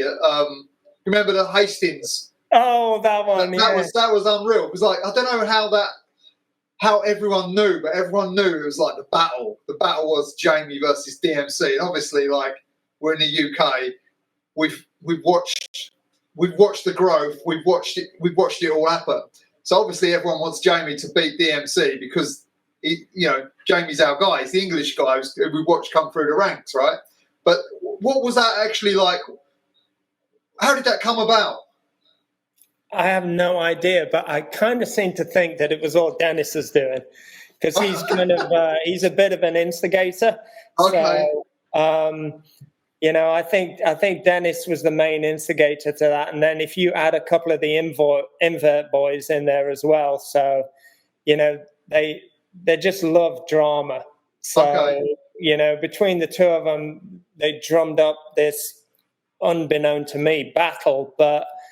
You know, I was kind of there just to defend home turf. I was like, you know, Dennis McCoy's here, and I'm so excited to watch him ride. But at the same time, I've got to represent the UK here. I've got to do my part. And guess what? This is the backyard jam. This is our contest. Like, you know, you come over here and start calling the shots. Like, that doesn't happen. So it was interesting, but I can remember, you know, McCoy got pissed off because apparently he said the music that I rode to called him out. And that's what I thought as well, though. He got offended by that. And, it was that AC/DC, right? Yeah, I'm going to walk all over you. Yeah, that's what I thought as well. And I didn't think anything of it. Like, we used to listen to all kinds of rock music at the time. But then when I heard that album, and I got it off the guy that I used to work with, he was like, hey, you need to listen to this album. So I listened to that album, and it got to that song, and I was like, this is an anthem. Like, if you're going to ride a contest, you ride to this. And I was like, okay, Backyard Jam's coming up. That's the song. Because you used to basically pick your songs before you even showed up to ride. So I rode to AC/DC's I'm Going to Walk All Over You. And, I ended up beating Dennis. And Dennis got all kinds of flustered because, you know, we both kind of went out there. And I think he even tried a backflip. Yeah, that's right. To be fair, he had a bad weekend that weekend. He had a bad day Saturday and Sunday. Like, yeah, you know, he did. But I think when you're kind of trying to, you know, kind of agitate a situation, sometimes it can come back and haunt you. And subsequently, that's what happened. But yeah, it's funny. I've had a couple of run-ins with Dennis over the years. For some reason or another, I think he held that contest against me all the way to like 98 X Games. And I posted a picture on Instagram the other day of like a topside no foot can one-hander. Yeah, I wanted to ask you about that. Yeah. Yeah. So on the deck is Dennis, and he's just looking directly at me while I'm doing this trick. And I had a chat with him years down the line, and he was like, after I watched you in practice and I watched you in qualifying, it's like, I knew there was no way I could beat you. It was like, you had all the tricks, you had the height, and you had this brand new lip trick, which was a tail whip toothpick. And I was like, okay. And he said, so before practice started for the finals, I went out and I waxed the coping. And he put an ungodly amount of wax on the coping, and it was both sides. So basically, even if you didn't want to do a toothpick grind, if you did a toothpick, you slid about 1.5 feet. It was so slick, it wasn't even funny. I don't know how we didn't all crash just from the amount of wax. And it was San Diego, so it was blisteringly hot. So I'm in practice for the finals, and all practice, I could not pull a tail whip toothpick. Peg just kept sliding off. And I was like, what the hell is wrong? Who's waxed this coping? And they were like, oh, skateboarders. And I was like, wow, all right, crazy. So anyway, it came to my run, and I ended up pulling the tail whip toothpick somehow, but I just landed it quite sketchy, and the kind of run finished there. But that whole thing was Dennis's doing, because he knew that was the only way he could get the better of me. And subsequently, Dennis got the bronze medal at that contest, and I got 4th. Sabotaged. Yeah, and then when he told me down the line, about that, we kind of had a laugh about it. But I definitely made a point more than a few times to put him through the ringer on top of a producer. Nice. That shit bag, I'll never forget that. So, like at this point, you get on KHE as well, right? Yeah, started riding for KHE. That was a good one. Further forward. Did you leave work at this point? Are you still working? No, I'm still working. Yeah. Okay. So I was using holidays and weekends to fly to Germany and do stuff with KHE. How was that? It was good. Yeah, Thomas is a great guy. That bike, I saw Jason Davis on it before I got to ride it, because I basically filled in for Jason Davis when he left to go to the States. And who did he ride for? I can't remember. I think he rode for Mongoose. So I took Jason's spot, and I'd go to Germany and we'd go ride contests, and I was just part of this KHE Puma team, and I met a lot of good people. And Phil Dolan was the flatlander that rode for KHE at the time. So me and Phil Dolan always used to room together. Cool, man. And yeah, he is such a character. But I just loved being around Phil Dolan. He was always fun to be around, and it was a pleasure to have kind of been with him all those years. But yeah, the KHE days were great. Cool. I learned a hell of a lot riding that bike. I think that is where I was at Wakefield when they kind of moved the ramp into a place that you could actually get more air on it. And I just started learning a lot of the tricks that, Matt was doing at the time, Dave was doing at the time. And I really enjoyed that bike. And it was kind of heartbreaking that I left KHE for GT, but, the GT offer in 98 was, the opportunity where I could give up my job. And at 28 years old, that's a frigging gamble, Yeah. I thought 28 is when you should retire. Well, 28 back then.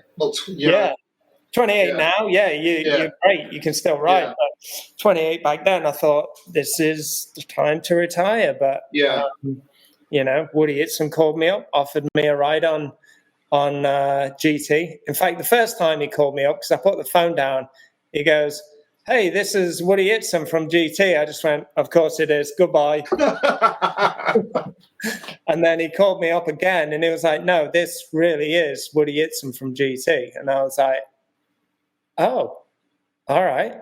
So we had a chat and I had to think about it and, went and sat on the field with across from the house with Kerry, and we just weighed up all the pros and cons. And, she's been with me since first backyard jam. I mean, we slept. I remember, we slept in. What's his name? He's a rider from Mansfield. He used to ride with John Yule, Andy. I'll remember his name in a minute. But yeah, we drove down in Andy's car. And, Andy Smith. Yeah, hell of a rider. Really good rider. Me, Andy Smith and Kerry drove down in his car and we all slept outside the half pipe where Roy and Diane had the caravan. And as soon as 6 a.m. came round and the caravan woke up, it was a cup of tea and then get ready to ride that 7-foot mini and that 12-foot boat ramp. Amazing. That is good times, man. It was. But Kerry, she supported that opportunity to ride for GT because she stayed at work while I quit work and, decided that if I was ever going to try and be a professional at this thing, now was the time, this was the opportunity. And if I don't take it, it'll never come around. Yeah. Because I could always get a job back in the UK whenever I wanted. I left on really good terms. I gave them 3 months notice. So there was always a job in England for me, but there was never this opportunity. So I had to take it. Yeah. And where did you move to when you moved to the US? I just toured around with GT at first, and then I went out to Irvine in California. Okay. And honestly, having worked a job for 12 years straight, the BMX lifestyle in California really didn't work for me because nobody was getting up before 1 in the afternoon. And I was getting up at 6 a.m. to clock on by 7. So it really didn't work out for me. And it was actually, the dream of being a BMX pro was getting old real quick because I thought if this is being a BMX pro, then it's not what I want to do. I'd rather go to work all day and then go ride contests at the weekend and have a great time, win a T-shirt, win some prizes, win £100. The money side of things didn't bother me at all, but I just like that sense of routine and schedule of getting up early, getting my work done, and then going to ride. And the Cali lifestyle didn't work for me, so went to an X Games in, when was it, 99? Oh, we went to, there's a couple of I got a couple of standout X Games with GT. The one in 98 in San Diego where I got 4th. I was over the moon, but Woody wasn't. And I was going to ask you about that, he flipped the judges off. So he gave him the finger, and I got in a boatload of trouble.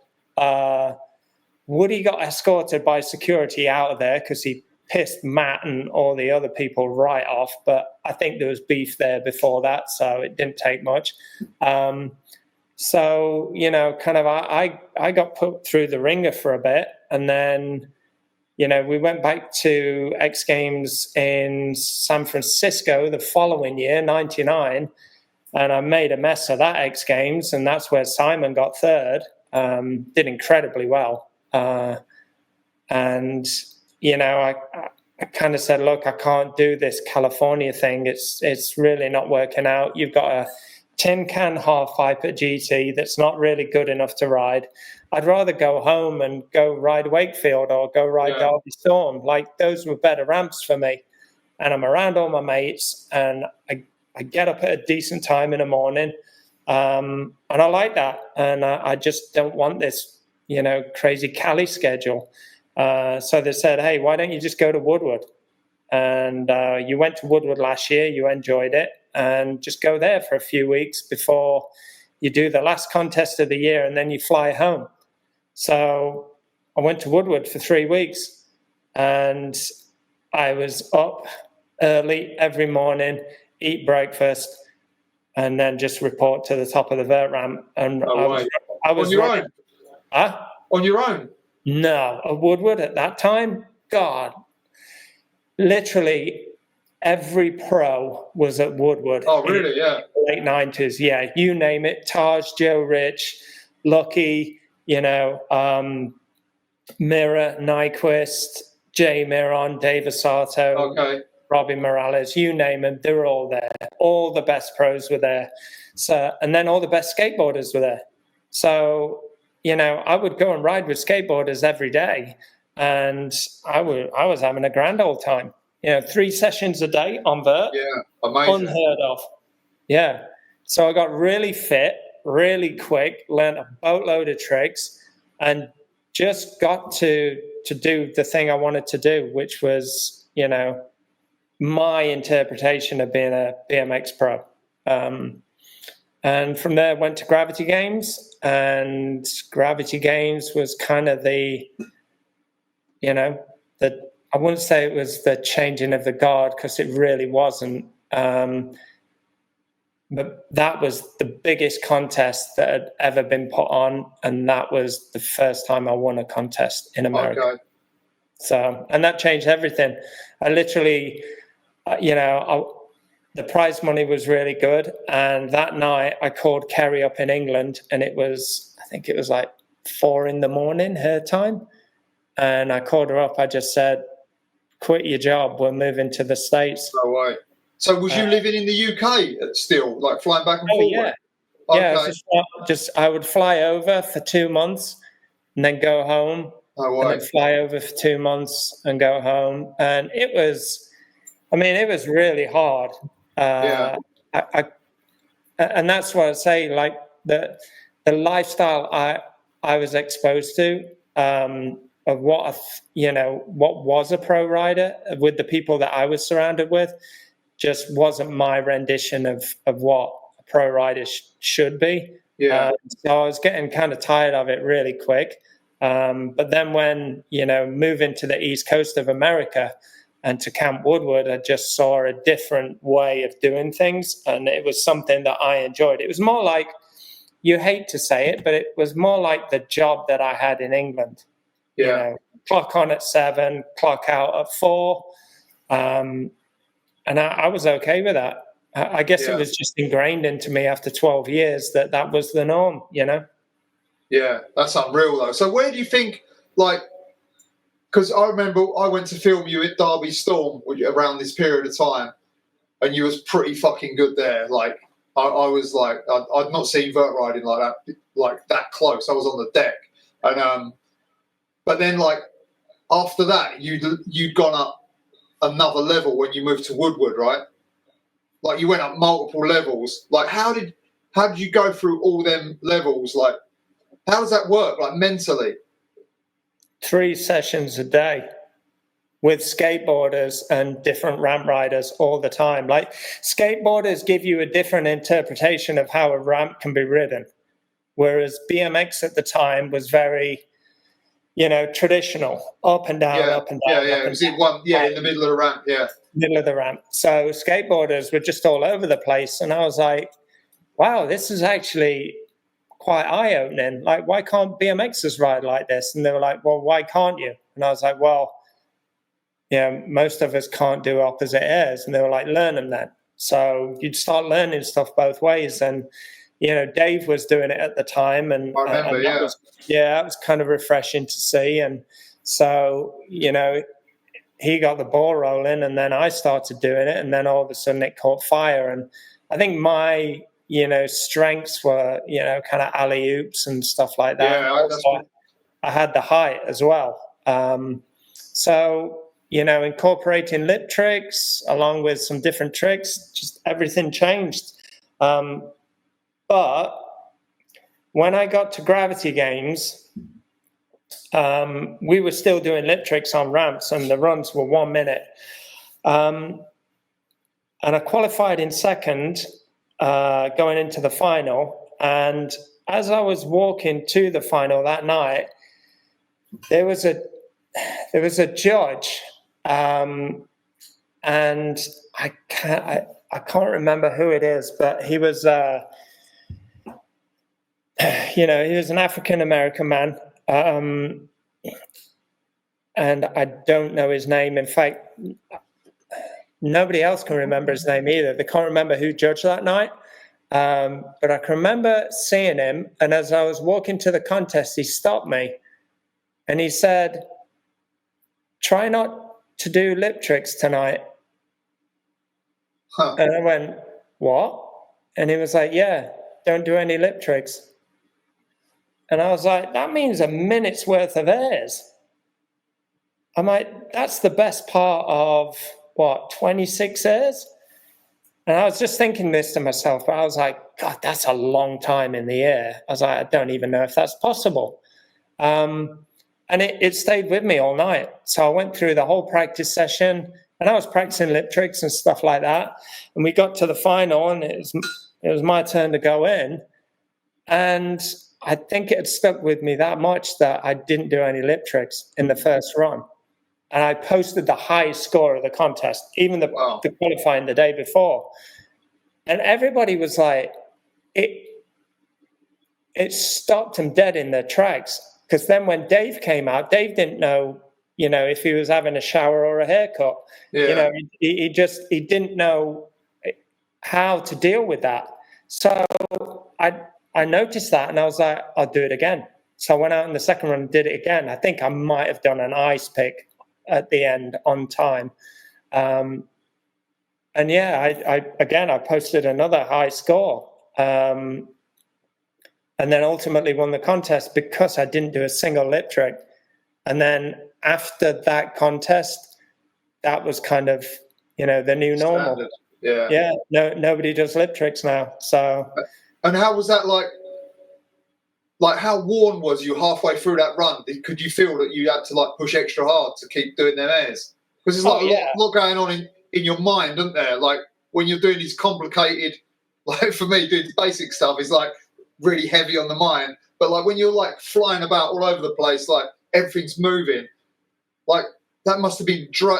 I can't even imagine thinking about doing two of those moves. One of them really, but how intense was it inside?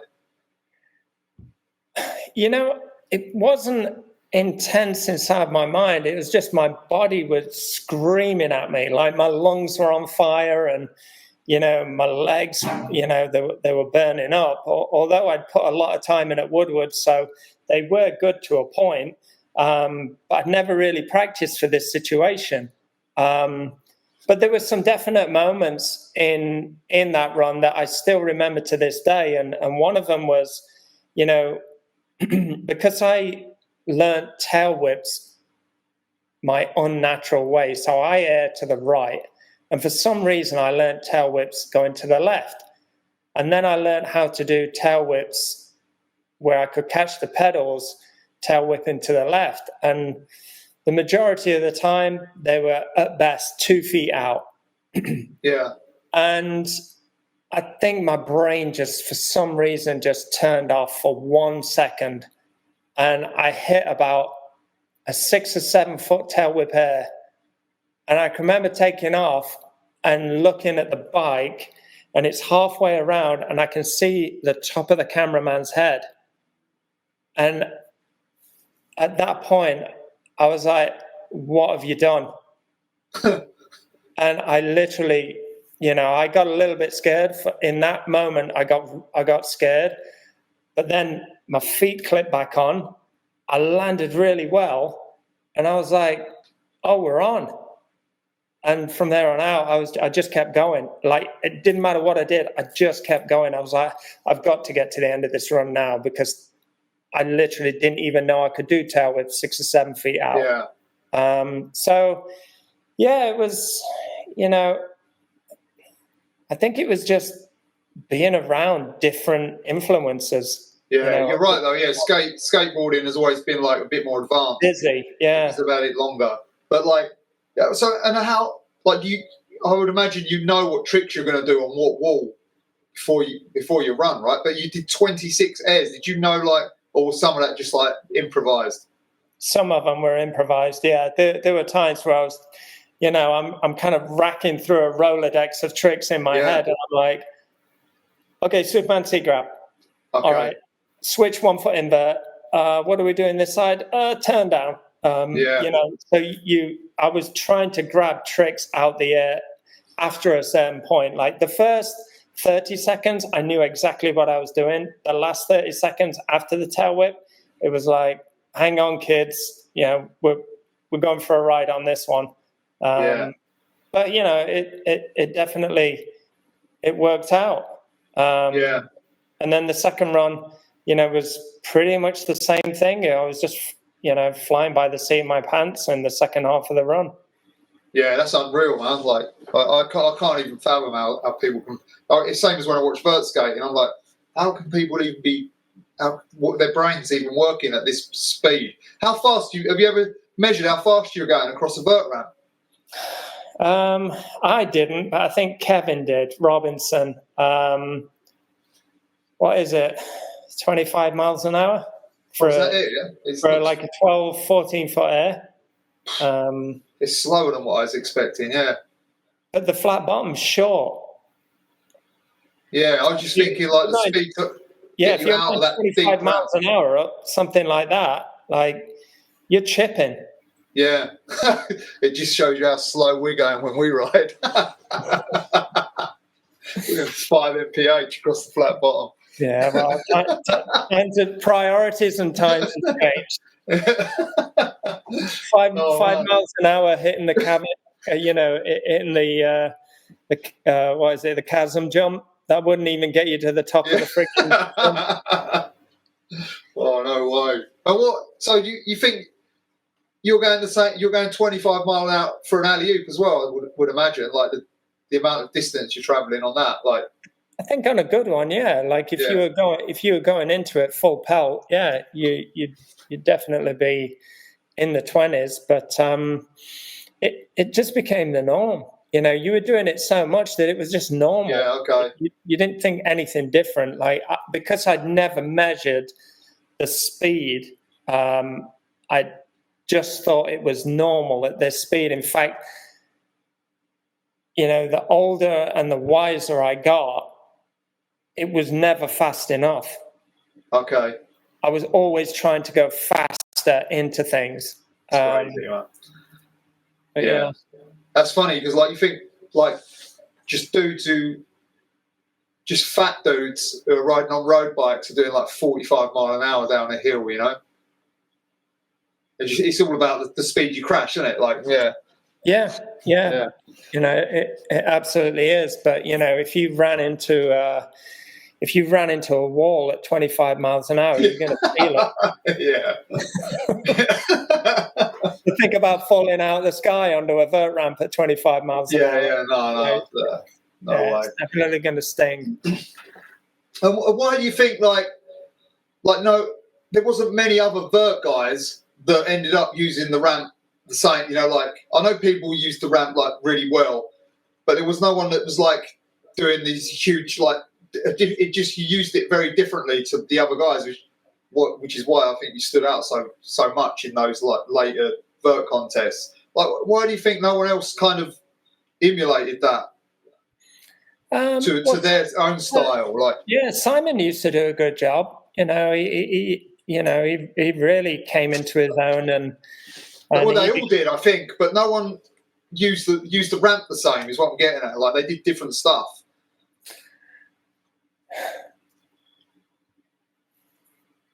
I think the switch came when I realised that I could ride like a trails rider on vert.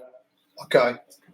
A lot of my kind of main inspirations around that time all came from watching dirt videos. And I used to go to Minersville when I moved out to Madrid. I used to go to Minersville. and ride at Shaun's trails, at least twice a week. We'd go in the week and then we'd go at the weekend. And I'd ride with guys like Ty Stuyvesant. Shaun used to ride, went up there with TJ Lavin and McCann and, a whole host of locals that would go up as well. And I just enjoyed the feeling of the flow that you can get around trails. And I just started to appreciate more and more riders that rode the purest kind of trails, not dirt jumps in a straight line. Yeah. It was hip left, hip right, step down, step ups. Yeah. And it just looked so graceful that, I can remember being at Woodward and on top of the ramp one afternoon when I was riding, Joe Rich, Taj Mahalik, and Ruben Alcantara show up to watch me ride. That's like the Greek gods showing up for a session. The gods of freestyle just came down from the heavens and was like, "Hey, Jamie, how you doing? We just thought we'd pop in and see how you're doing on the ramp." And we just had a chat around riding bikes, and I'd always really appreciated the way they rode, whether it be street, whether it be mini ramps. And then when Ruben, made the change from being a four-pegged gladiator on a Huffy bike to, the Spanish god of style, I really enjoyed the little attention to detail he put into his riding. It was minute changes that had a massive impact. Yeah. Because he could do the wildest tricks. I mean, he was doing seat grab tail whips, way before anybody thought about any of that stuff. And then all of a sudden he would just do these little tweaks or, the moto jumps or the little whip outs, or if he did a grind ledge thing, it was so different to anybody else. And, I wanted that feeling on vert. And that's kind of, I made it my mission to kind of try and emulate that and to try and find that feeling of being so fluid and so without direction. Yeah, so redefine it like. Yeah, I just didn't want to feel trapped by the ramp. I just wanted to go wherever I wanted. And whether other people looked at it and thought that doesn't look good, if it felt good to me, I didn't care what people think. I would just do it because it felt nice. And I think sometimes, when you're a competition rider, you get so wrapped up in the world of tricks and who's doing what and who's doing, what's the next big thing, that sometimes you just forget that riding goes all the way back to when you got that bike for the first time and you took your first initial cranks, and it just felt so free and easy. And, when you can apply that to something that you love riding, then, you've found happiness. Achieved it, yeah. Yeah, I kind of found happiness on a ramp one afternoon when, the freestyle gods came down off a cloud and gave me some pointers and gave you the message. They gave me the message. I kept reading The Sun every day, thinking Mystic Meg was going to deliver it to me, but Joe Rich, Taj Mahalik, and Ruben Alcantara came down from the heavens and said, from the cloud, yeah, this is the way forward. This is how it's going to be. It worked, I think, yeah. Well, you know what? Whether it worked or not, it made me happy. Yeah, exactly. Well, that is working, right? Yeah. Yeah. Yeah, man. Yes. Yeah. And when you came back for the Backyard Jam Derby, that was like another good period of time, right? That seemed like a fun. That just seemed like it worked. Like it was fun. Like off the vert ramp into what they called a street course back then. Yeah. And it was terrorised it. Yeah, how can you not love a backyard jam in your home skate park? Yeah. You know, everybody was there, all my mates, Jay Allen, you know, Scott Kitchen, everybody from, you know, Derby Storm, Tim Glennie, like all the trails riders I used to hang around with. And, you know, the contest that you've grown up around and that had molded you throughout the years was now in your home skate park. All the planets aligned, really. And, you know, when you bring in a star-studded cast like, you know, Van Homan, Escamilla, you know, I think Frymouth was there. Yeah, everyone was there, yeah. Yeah, I think Doyle was there too. And then you had, you know, Ben Manuel and the best of the English crew in attendance. It was like, you know, it was the contest to be at. And I think that contest didn't disappoint at all. No. And for me, you know, I just went along just to enter and have fun and kind of, you know, ride in something that was in my home park. And in the end, I had so much fun. I ended up doing, you know, reasonably well in park. And, you know, that to me was like, it was such a great day, you know, aside from, you know, where everybody's cards fell that afternoon, it was the fact that the backyard jam was in Derby. Yeah. Did you win that one? I think I got second or third. I think Van won it. Okay, because I know there's a guy here, one of my friends I ride with. You gave the check that you won from that to his brother. Oh, you know, really? The big check they give you. Oh, no way. Not the real check, obviously. The big, you know. I don't think it was a lot of money, but, you know, again, you didn't care. Yeah. Yeah, man. I never cared, you know. I think one time at a King of Concrete, I won 4 out of 5 of the events that they put on, and I think I made 300 quid. And that was cleaned up back then. Oh, I was made up, but at the end of the day, I was equally as happy when they gave me a Vision Streetwear bum bag and a homeless T-shirt. And you was probably sponsored by Vision as well. No, I wasn't. That was the thing. That was Pete Hawkins' crew. But you know, when James Holder used to be on the bank selling bench stuff, like getting a bench T-shirt for free as a prize. You know, that was the be all and end all back then. So the prizes never mattered. Yeah, it was always about, you know, where the contest was and the impression that contest left on you. Yeah, nice, man. Yeah, that was a good. And I remember that that was a good little weekend. That the backyard jam where you come over. Yeah, it was good. And so, it's like, what do you do now? Like, how often do you ride now? Well, last week, I didn't ride last week because I was supposed to be in South America, but the whole trip just it got cancelled, but because of the airlines. But I try and ride at least like 2 or 3 times a week.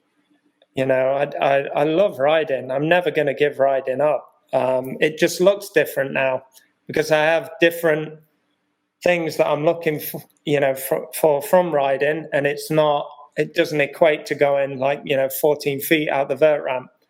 You know, other things now make me just as happy. Like I've got no business left with the vert ramp. I've done everything I want to do. Well, you just don't ride the vert ramp at all, no? Yeah, I'll ride it. I've seen. I thought there's recent clips of you going as good as 14 foot out the vert ramp, right? Yeah, I'll still ride it, but I'm not putting 3 hours a day on it. Yeah, I get that. Yeah. No, I'm not mashing the foam pit or the resi. You know, those days are done. So, like I say, like everything I've always wanted to do on that ramp, I've done. If I haven't done it, it's my own fault. I shouldn't have procrastinated. But now I just, you know, I ride a lot of park, you know, with the guys in the back of Cloud9. I ride mini ramp. I ride, kind of lot 8, and then we've got there's some dirt jumps in town, and there's a new skate park being built that I'll go and cruise around. But yeah, just different things from riding now. I get more enjoyment now out of helping other people achieve their goals in riding. Because I feel like a lot of people have helped me over the years achieve my goals, that now my enjoyment comes from giving back to others. Yeah, paying it forward, really, isn't it? It's a constant line. It is, and I think we're so quick to forget about the people that really gave us opportunities throughout our kind of riding lives. And when you forget that, you're doing a disservice to them. So there's a lot of us that grew up in a time where people selflessly gave themselves in order for us to kind of have so much enjoyment from riding BMX. And I feel it's an obligation now that I go and help a new generation. Help the kids, help the adults that are riding. I mean, there's whether it's the guy going to his first contest or the guy who's world champion, we all need that person in the corner to just kind of give him that helping hand, that word of encouragement when you've got a few doubts. Yeah, or just a little bit of advice, like lean this way, lean that way. So it all helps, doesn't it? Like if you think you've done it, experienced it. So you still ride? Are you ever going to ask me? Are you going to ask me the question? Why didn't I get my own video part in the Bicycle Union video? What, you did? I didn't. I got a small section. It's like 2 clips at Bristol. No, you didn't. You had a full part. No, I didn't. Mate, I'm going to send it to you later. You had a full part in Don't Break the Oath. You don't even remember.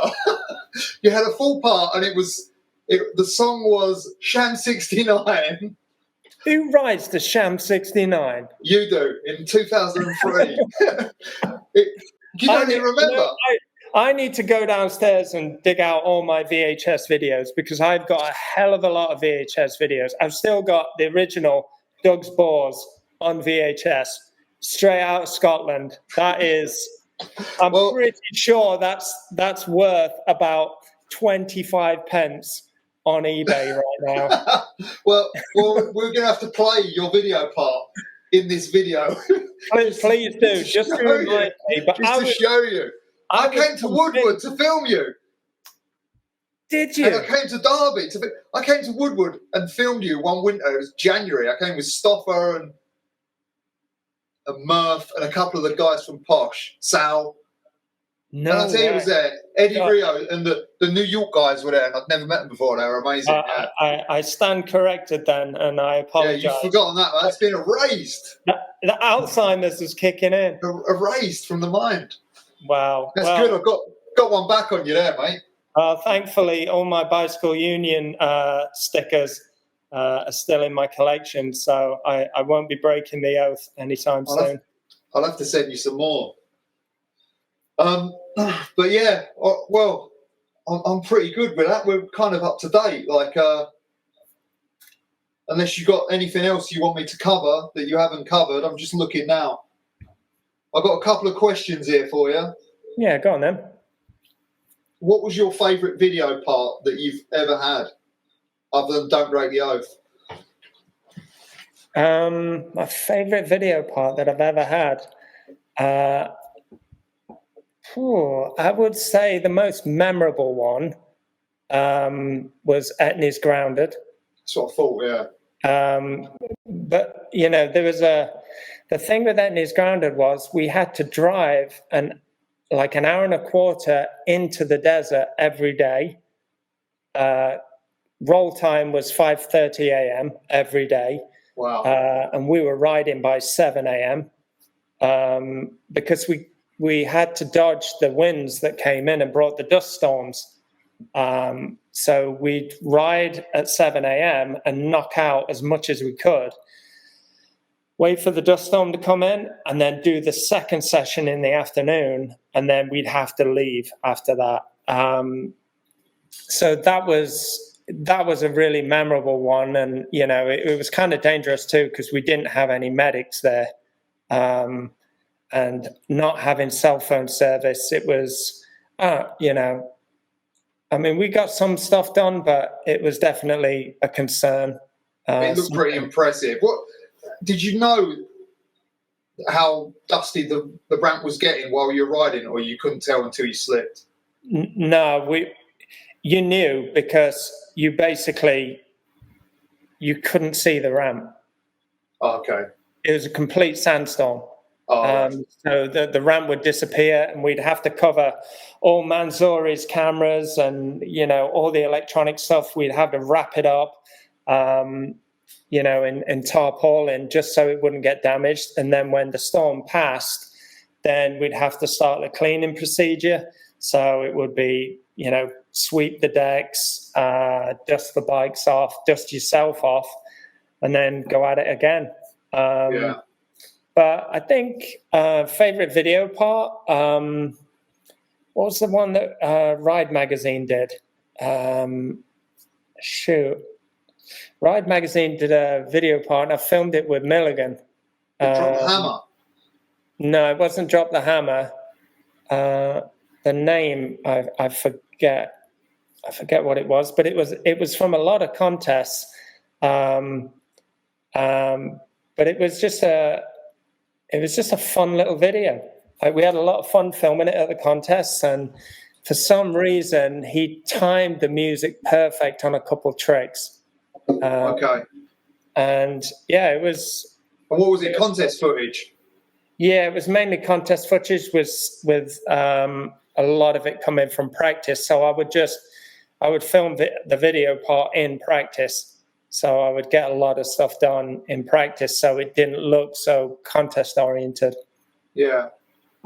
All right. And the other one was, what happened to vert contests, like the TV ones? What happened to vert contests? Well, the old guy got old and broke his back, and was kind of never the same, have it fixed 2 or 3 times. And I just think that, people just weren't riding it anymore because it's a scary ramp. I mean, the last X Games ramp, the one that they currently ride now, is 14 foot 2 inches. And it rides incredible. It is so much fun to ride for me. Yeah. If you ask, a 12-year-old that, can do backflip bar spin on park and a double tail whip over a box, to get on a vert ramp and ride, nah, not going to happen. It's too gnarly, yeah. There's no instantaneous rewards like there are in park. Like, you can go to a park course and you can bar spin a box jump or whatever it is you're looking to achieve relatively quick. Bar spinning a vert ramp is it's a different game. It's very different with really big consequence. You crash. That's what I was going to say. Yeah. Yeah, you know about it. You crash on a box jump. 9 times out of 10 you can slide out. The odd time you'll get a decent tangled, yeah. Yeah. But when you crash on vert, when you look back at all those vert contests, it's for a good reason why, the riders were pretty big. They were pretty heavy set. Yeah. You think that's never going to come back, or? I don't know. You'd like to think it would come back, but who's going to ride it? Yeah. Well, you need a new generation of people who. Yeah, you do. And the one thing I always said in interviews when they asked me about what's the future of vert,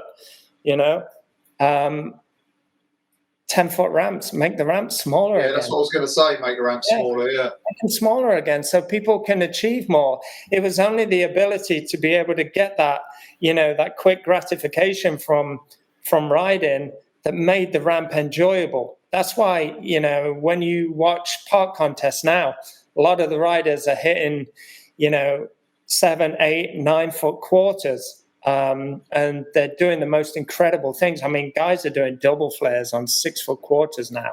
It's quite mind-blowing. But the minute that quarter pipe goes up to 10, or even a little bit higher, guys start complaining. They can't ride the big quarters. So it has to be manageable for this next generation of riders to get on and to be able to have success and, to find the fun in it. And hopefully it leads them to a vert ramp. Yes.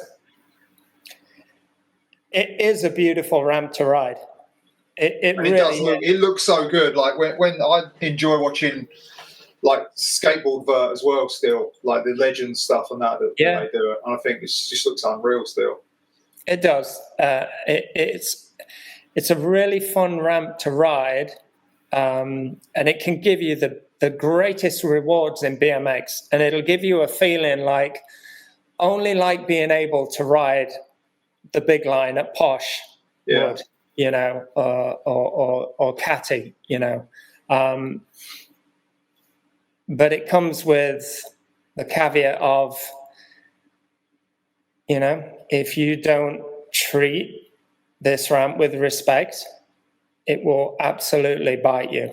Yeah, you got to pay, Yeah. Oh, and you do. You have to pay your toll. Yeah. The ramp does require a payment. More than once. It definitely comes to collect when you literally you've got no money in your pocket. You're like, please don't tax me today. Excellent. Oh, all right, man. Well, go on. Sorry, I've got a question for you. Go on. How did Bicycle Union come around? Good question. I must have said this before. So, in about 91 or 92, we remember like BMX was completely dead.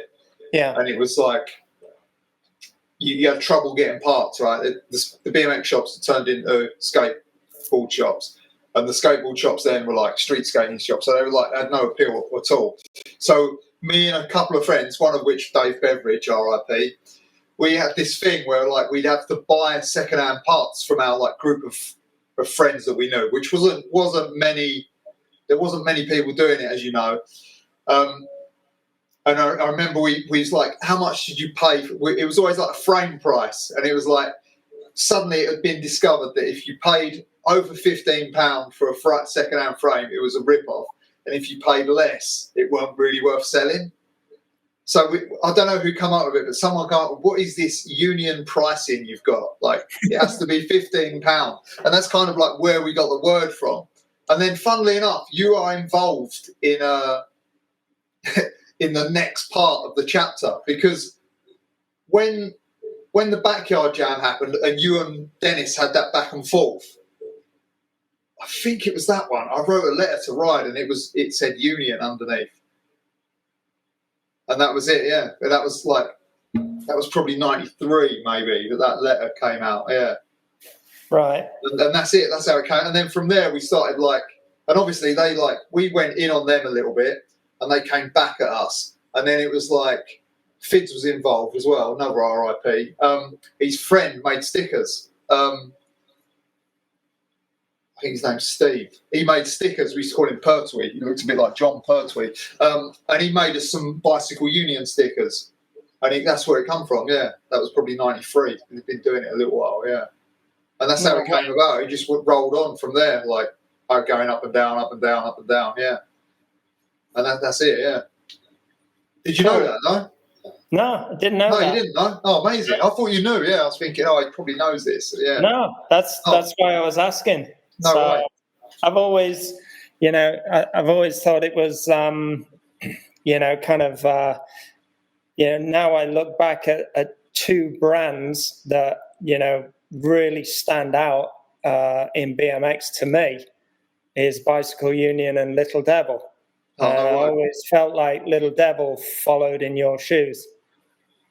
I don't think they did. I think it was just a coincidence of what was going on at the time. Because we were very low key at that point, but yeah, similar vibes, yeah. Yeah, Yeah.